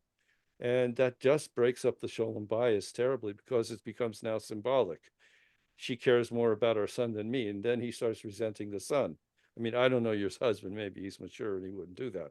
But many men will start feeling they're in competition with a child. And that then ruins the parent-child relationship. It's totally out of control. And so if he speaks a little louder to your son than you would, or he's a little bit more, insisting, it's better to just let it slide, if it's not in the area of where your son actually needs protection. And if he actually needs protection, then you need to get professional help to somehow sort that out, because even your stepping in and protecting him does not diminish the essential problem, which is that your husband is not parenting properly your son. I know it's a bit convoluted and complex, but that's my on one foot answer. Sorry. Yeah, I would just say, you love your son very much. So the best thing you can do for your son is show him a solid marriage. That's a very good thing. And the son does not want to be the one who started the fight between you and your husband. It makes the son feel terrible, because he needs to see the shalom bayis between his parents. So you're trying to help your son. This is the best thing you can do. Just let the other parent do the thing. And when the son complains to you, daddy was so mean to me, say, like, I don't know, maybe you should listen to daddy next time, like whatever.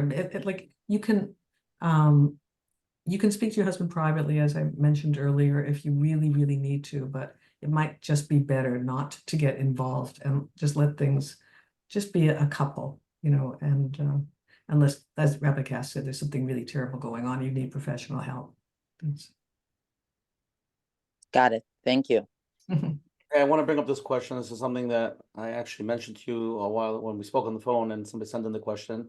Just an important topic. I feel like I've seen it recently, and it's happening more and more. My husband, Baruch Hashem, is a very nice and kind person, and he's been there all the years. We get along great, but he recently lost his job and is showing signs of depression. He doesn't eat. He's in bed. He sleeps late. He can't get out and function normally. And as a wife, now I'm supporting the family, taking care of the kids, and he's not really functioning. What's my role here? I don't want to be his therapist, and I don't want to be his mashgiach. I want to continue to have a good relationship with him and not lose it.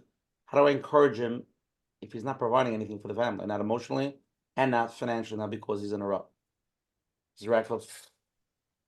You're describing a situation where your husband's not well, and the best support. And again, it doesn't mean that he's mentally not well. It could be he just, he lost a job. He feels he's circumstantially depressed. Yeah, there's a name for that. It's adjustment disorder. He lost his job, and she is not, doesn't want to be his therapist, and certainly can't be.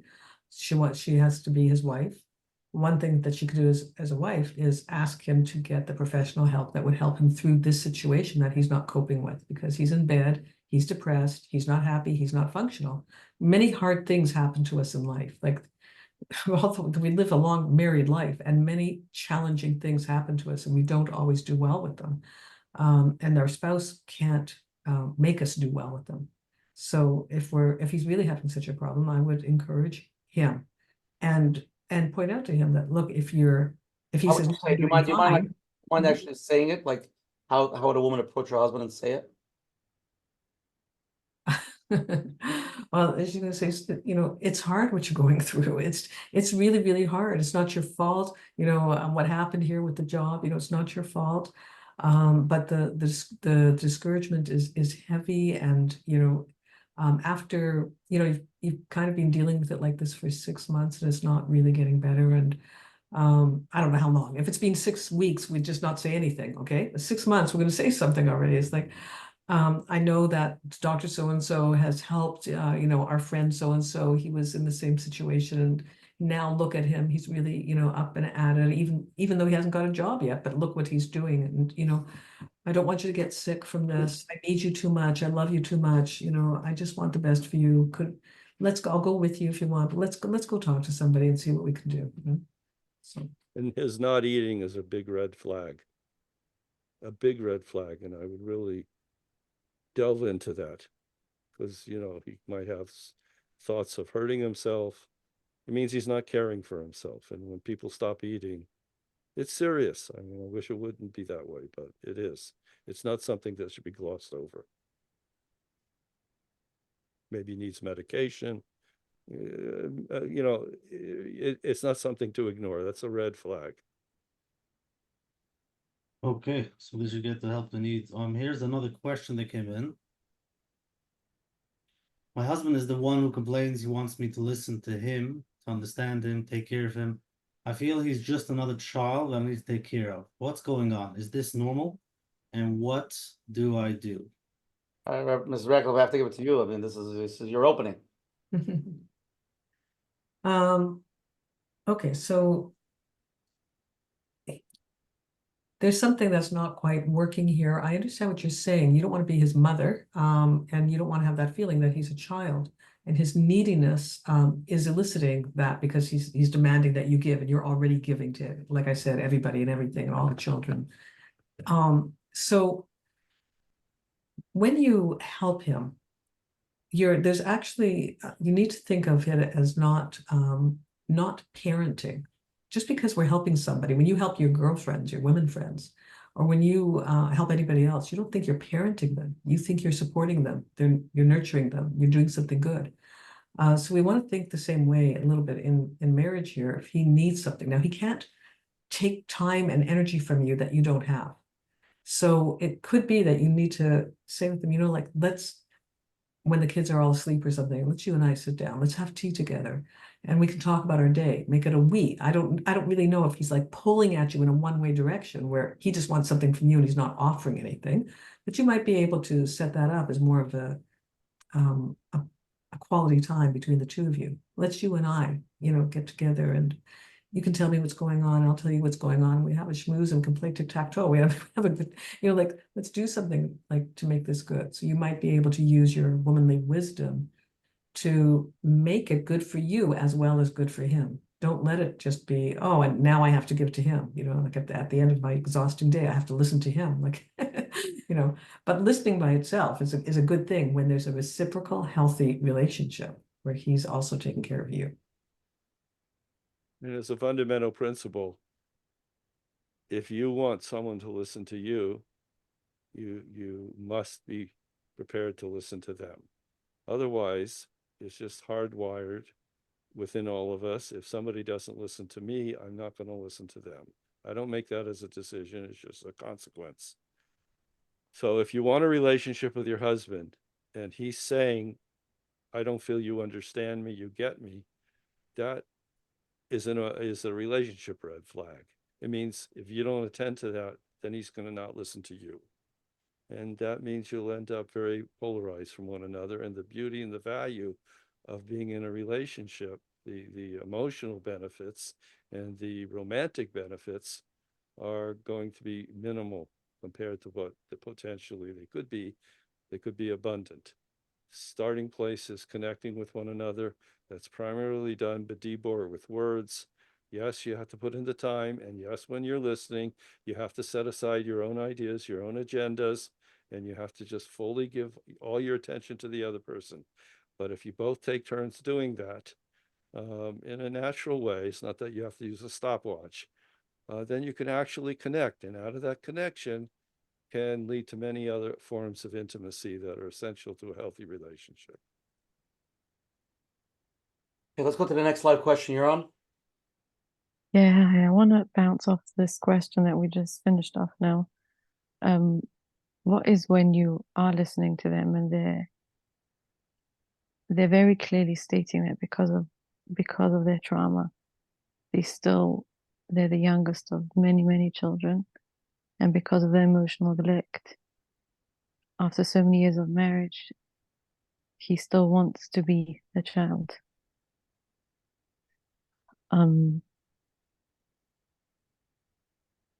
He's not ready to be the man. He needs personal help. Well, the starting point is he has to want to be a man. If he doesn't want to be a man, he's failing. He's not being a man. He's failing as a husband. A husband has to be a man. He knows that, so he's been going for help for many years. Well, I don't know the details. This is what Sarah Khan was talking about. Lower your expectations. This is the Yeshach Pratis Hashem gave him as your husband. He's your b'sher. He's the right person. I'm sure there's many good things he brings to the table, but maybe, certain areas you have to, Sarah also said that sometimes couples need ongoing assistance just to kind of keep afloat. Sometimes people need legal assistance or accounting assistance or medical assistance to stay afloat. Sometimes they need relationship assistance. So maybe there's a good professional that, can help you with that. There is, and there's been a lot of progress. Okay. And grateful for the progress. So yes. It's a good point if he wants to be the man, which is good to hear, because they go through addictions and just it's at what point do you know when they want to be the man? At what point what? Could you recognize that they want to be the man? Well, he should be able to verbalize it. That's part of taking ownership and say, yeah, I know I behaved really immature. I'm sorry. I got upset over nothing. It was unreasonable, but I'm still, entangled in my childhood trauma. I very much want to be free from that. I want to be the man that I know I can be and the man that you need and that you deserve. Now, he doesn't have to use my fancy words, but, one way or another, if he expresses that sentiment to you, then there's a lot of hope. But at the same time, keep your expectations low. There's nobody can be in his shoes. What he Right. went I through, think that didn't go he has expressed that, and I think that just the victim and excuse of the trauma keeps it's an excuse. It's even, is it possible, even if they want, that they get sucked into? Sorry to interrupt you. I know the host here, I'll keep going quickly. This is the job of the professionals helping him to point that out, to help him get past the excuses and move forward and to be, leave his limitations and become something he could be, the person he could have been had he not had those past traumas. That's called healing. And so is that possible even when there's addiction? Well, addiction is another, addiction is very hard. People do overcome addiction statistically. I don't know the numbers, but some people do overcome the worst addictions. I don't know what his addiction is, but, with the right help, people can. Is it probable? I don't know. I'm not a specialist in this area. But if he really wants to overcome these things, where there's, as they say, the cliche, where there's a will, there's a way. And if he doesn't want to, even if he verbalizes he does, but his actions say something else, actions speak louder than words, then you have to lower your expectations if you're going to have any harmony and contentment in your marriage. Just see him as somebody like having a child with a learning disability or a child that's colorblind. If you had a child that's colorblind, you wouldn't expect him to be able to match his clothes or match her clothes in the morning. You would have to help her. All the red dresses go on the left side, all the green dresses go on the right side in the closet. You have to compensate. If this is who he is, this is your, It's been nice, it's been grateful, and I've good. Been able to reach that point. I just also want to understand this point, that even if they say that they want to, but then I think the substances just takes them onto another. Yes, that is a terrible thing. You can't fight with chemicals. You're 100% right. Chana, what advice can you give struggling women? He's a beautiful soul. Beautiful, you see that. He's what also? Beautiful He's a soul. beautiful soul. Oh, beautiful soul. Yeah.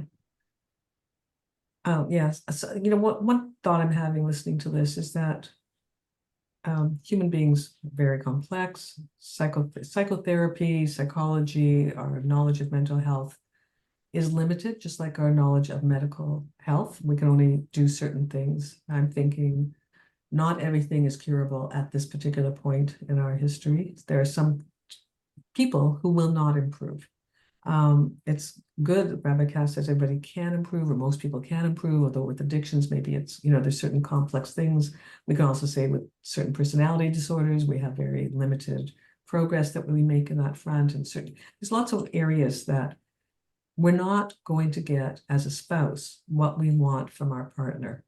And mourning and grieving that loss of our ideal partner is part of the journey for many, many people. It's not just even when there are serious deficits that are incurable.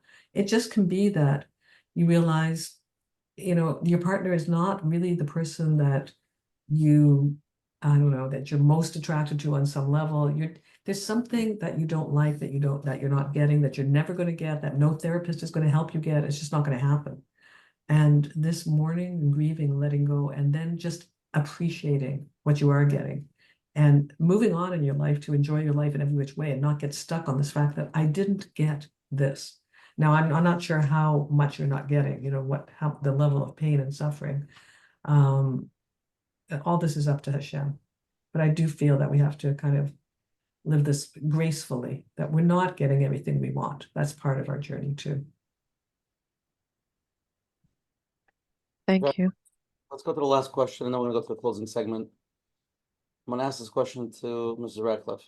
My question is, I got married to the Chassidish way, very young and uneducated. I was miserable during my engagement. I was never attracted to my husband, the Chassan.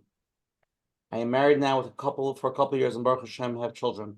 I most definitely love my husband, but I still don't feel physically attracted. Do you have any advice on how to build the physical excitement and attraction to him?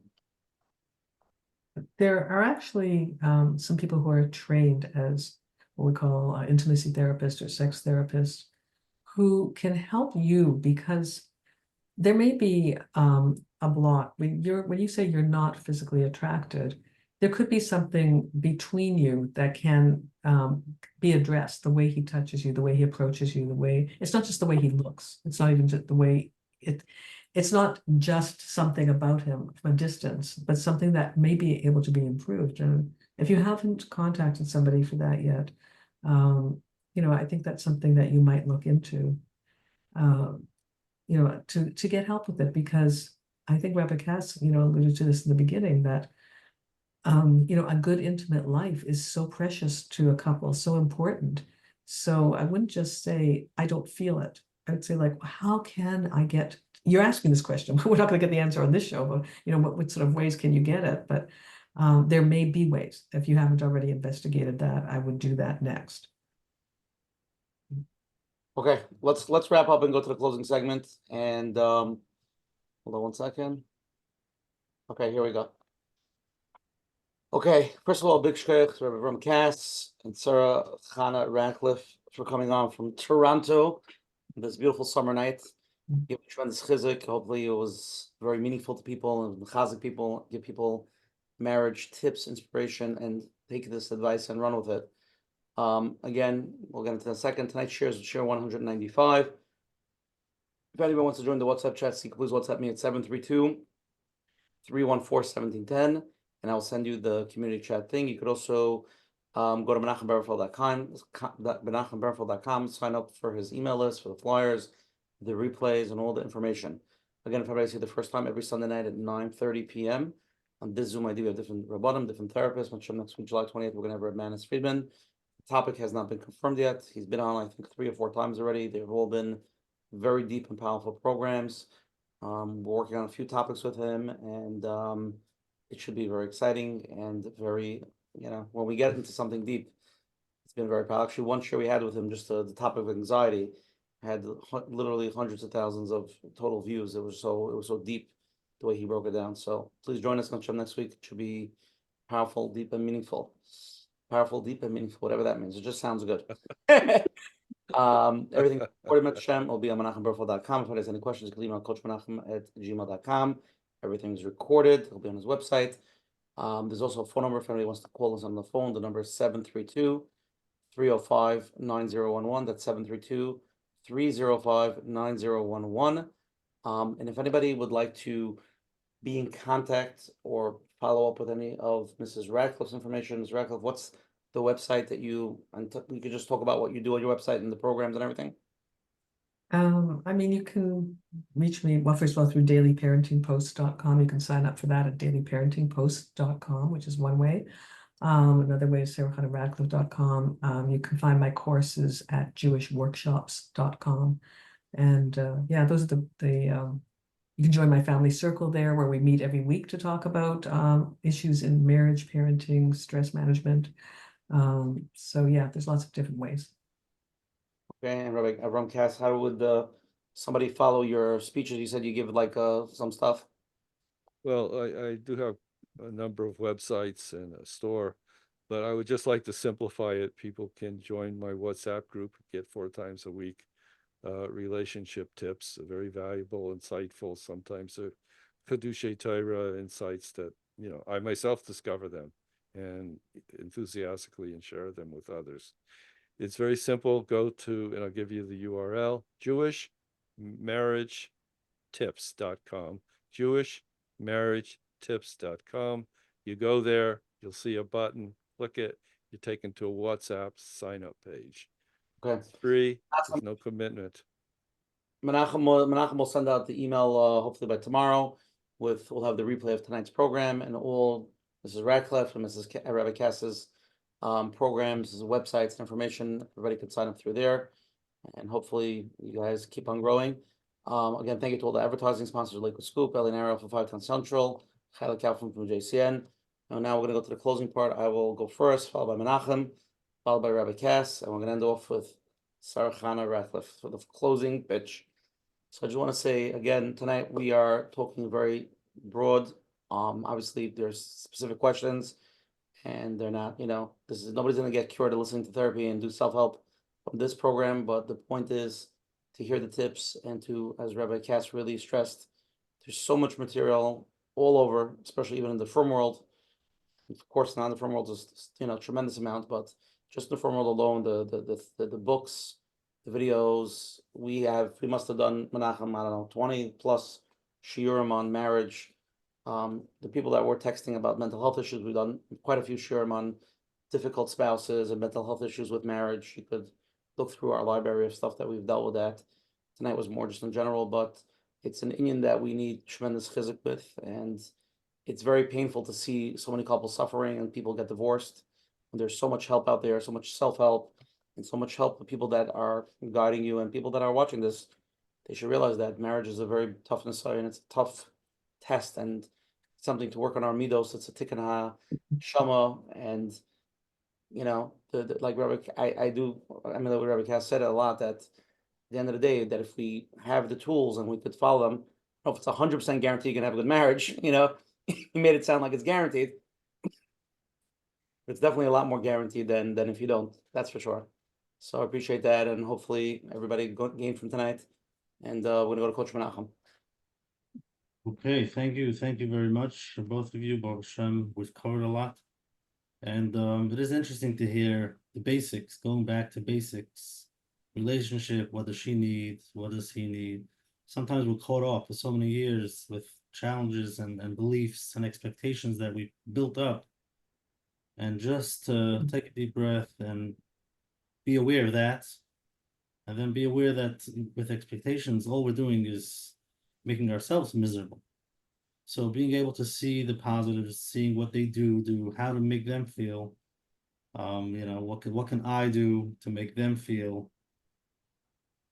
And again, it's not something we should do by ourselves, and we all know that.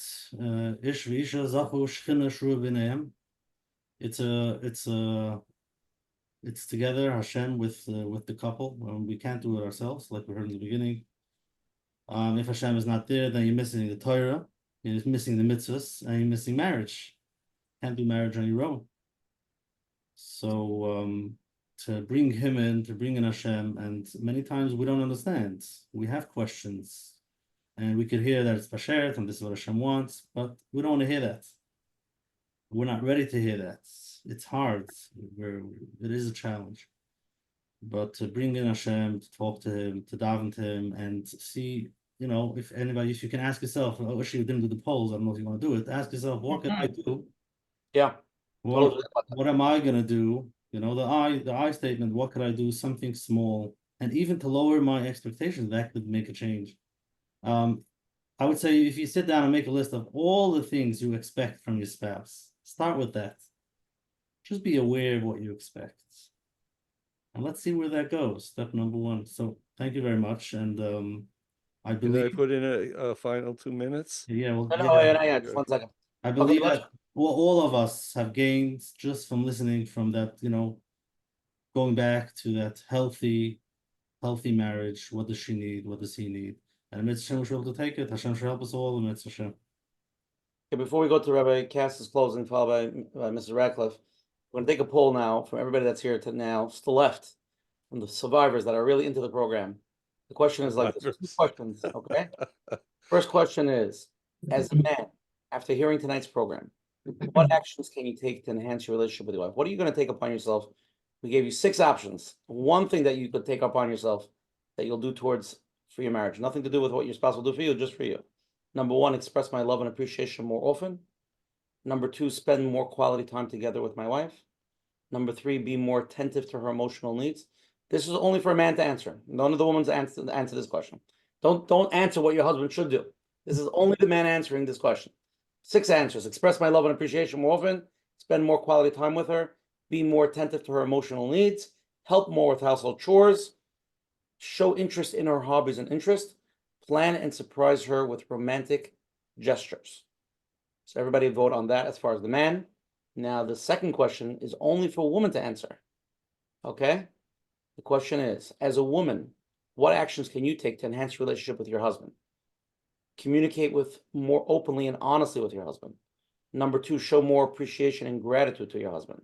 Number 3, spend quality time together doing shared activities. So if your husband likes going bowling, you're going to go bowling with him.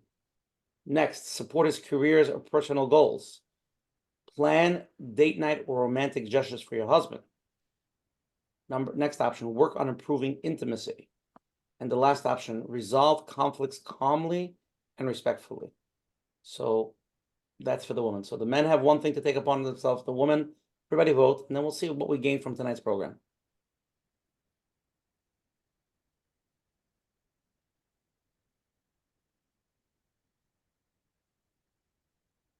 One couple wrote, my husband and I answer together. Just remember the husband couple that the husband had to answer for the husband, not. Okay, 5 more seconds, and then we'll share it, and then we'll go to Rabbi Kass for closing. Actually, we'll just recap the closing, make sure we're good. But this is, you're taking a shtick of Kabbalah. You're taking a little, like, you're going to try it. This is something you're really going to focus on. Okay, you ready? 5 seconds. 4, 3, 2, 1. Nobody voted. Everybody fell asleep. Okay, here we go. 31% of men said, I will express my love and appreciation more often. 11% of men said, spend more quality time together. The number one answer that most men said tonight, that they take upon themselves, is to be more attentive to her emotional needs. 0% plan to help with household chores. 0% will show interest in her hobbies. And it's not, I'm just making fun of it. 70% plan a surprise romantic gesture. So basically the 3 main things that came out from tonight for the men, they're going to express more love and appreciation for her more often. They're going to be more attentive to her emotional needs, which is the number 1 answer. Number 17, plan a surprise romantic gesture with her. Mrs. Radcliffe, what's your opinion? Will this, if men will focus on those 3 things tonight? I think that's great. I think that'll be very good. It'll make a lot of women happy. Woman's version for the men. As a woman, what actions can you take to enhance your relationship with your husband? The number 1 answer by far is show more appreciation and gratitude, 57%. 7% communicate more openly and honestly. 0% spending quality time with shared activities together. 5% support his career and personal goals. 5% plan regular date nights, romantic gestures. 6% working on improving intimacy. And the second answer was resolve conflicts calmly and respectfully. So the two main answers that stick out here, Rabbi Kass. So being a man, listening to what the woman responded, the two main answers they're focusing on is show more appreciation and gratitude and resolve conflicts calmly and respectfully. Rabbi Kass, being a man, what would you say to that? Perfect. The husband, the man wants to be a hero. To show more appreciation, gratitude is what makes him feel like he's a hero, and to not criticize him doesn't remove his status of feeling he's a hero. It's a type. Beautiful Directions. Okay, so hopefully we gained something there, Rabbi Kass. After 2+ hours of this program, what's your closing remarks to leave everybody Well, with? there's one thing that I don't think was adequately addressed, and I just want to put it in there in 2 minutes, and that's romance. There could talk hours about the importance of this is central to Judaism. The romance, as Sarah Khan has said, dating till you're 120, starting there, including there. But there's also physical romance. There's all this kind of romance. And men and women are diametrically opposite creatures. It's like a cat and a dog trying to marry. And there's going to be natural problems. But Hashem, in his great kindness, gave us a tonic to kind of grease the gears, so to speak, so things can go much smoother. And that's called lovemaking. And one of the reasons that it's so powerful is not the act itself, is a unifying the man and woman to a one purpose, a one being, a reconnection that was separated from Adam and Rishon. Early on in his existence, the Adam and Chava were one being for a period of time. They now are united again in their romantic interlopes, but the experience and the time afterwards and the anticipation of the next opportunity to be together puts the mind on a healthy track where you're thinking positively about your husband, you're thinking positively about your wife, and this overwhelms the natural and negative irritations that will come between a cat and a dog marrying. And so that's why it's absolutely essential to have it to the fullest potential that a couple can have a romantic life, which includes the emotional part, the dating, the emotions, the having a positive marriage relationship, culminating in a physical relationship. And like we say, Marital Shalat in Chassidus, the mind rules the heart, which is the substance of cognitive therapy. What we think is how we feel. And if you're looking forward to spending time with your wife, if you're looking forward to spending time with your husband, a little bit of light pushes away a lot of darkness. It means your thoughts will be pure and positive about your partner, and that will make it much easier for you to show gratitude and appreciation to him or her. Beautiful, Rabbi Kass. And now we're going to end it with Mrs. Sarah Chana Radcliffe. Give us your closing thoughts after such a long program. Yeah, just adding to what Rabbi Kass said, that when our rose-colored glasses are on, we don't even see the faults of our partner, their flaws, their mistakes, the things that went wrong. They kind of they're not there. And when we have our dark-colored glasses on, then they are there. So being romantic keeps the rose-colored glasses on, using the skills that we spoke about tonight, praise and positivity, appreciation and affection and all the good stuff, keeps the rose-colored glasses on. It makes us feel friendly towards each other, and we overlook little things.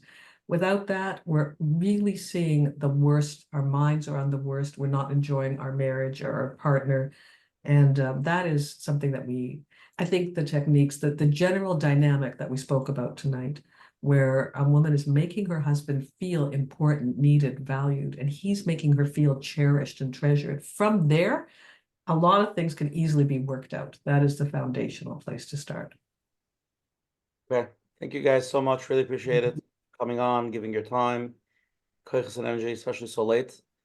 And I hope everybody gets chizik from tonight. I'm sure we can look forward towards next week. Okay, next week. Let's show. I'm going to say everybody next week, same time, same place, July 28th, Sunday at 9:30 with Rabbi Friedman. Everybody have a wonderful night. And Mashiach Sekina b'Meira. Amen. Amen. Take care. Good enough.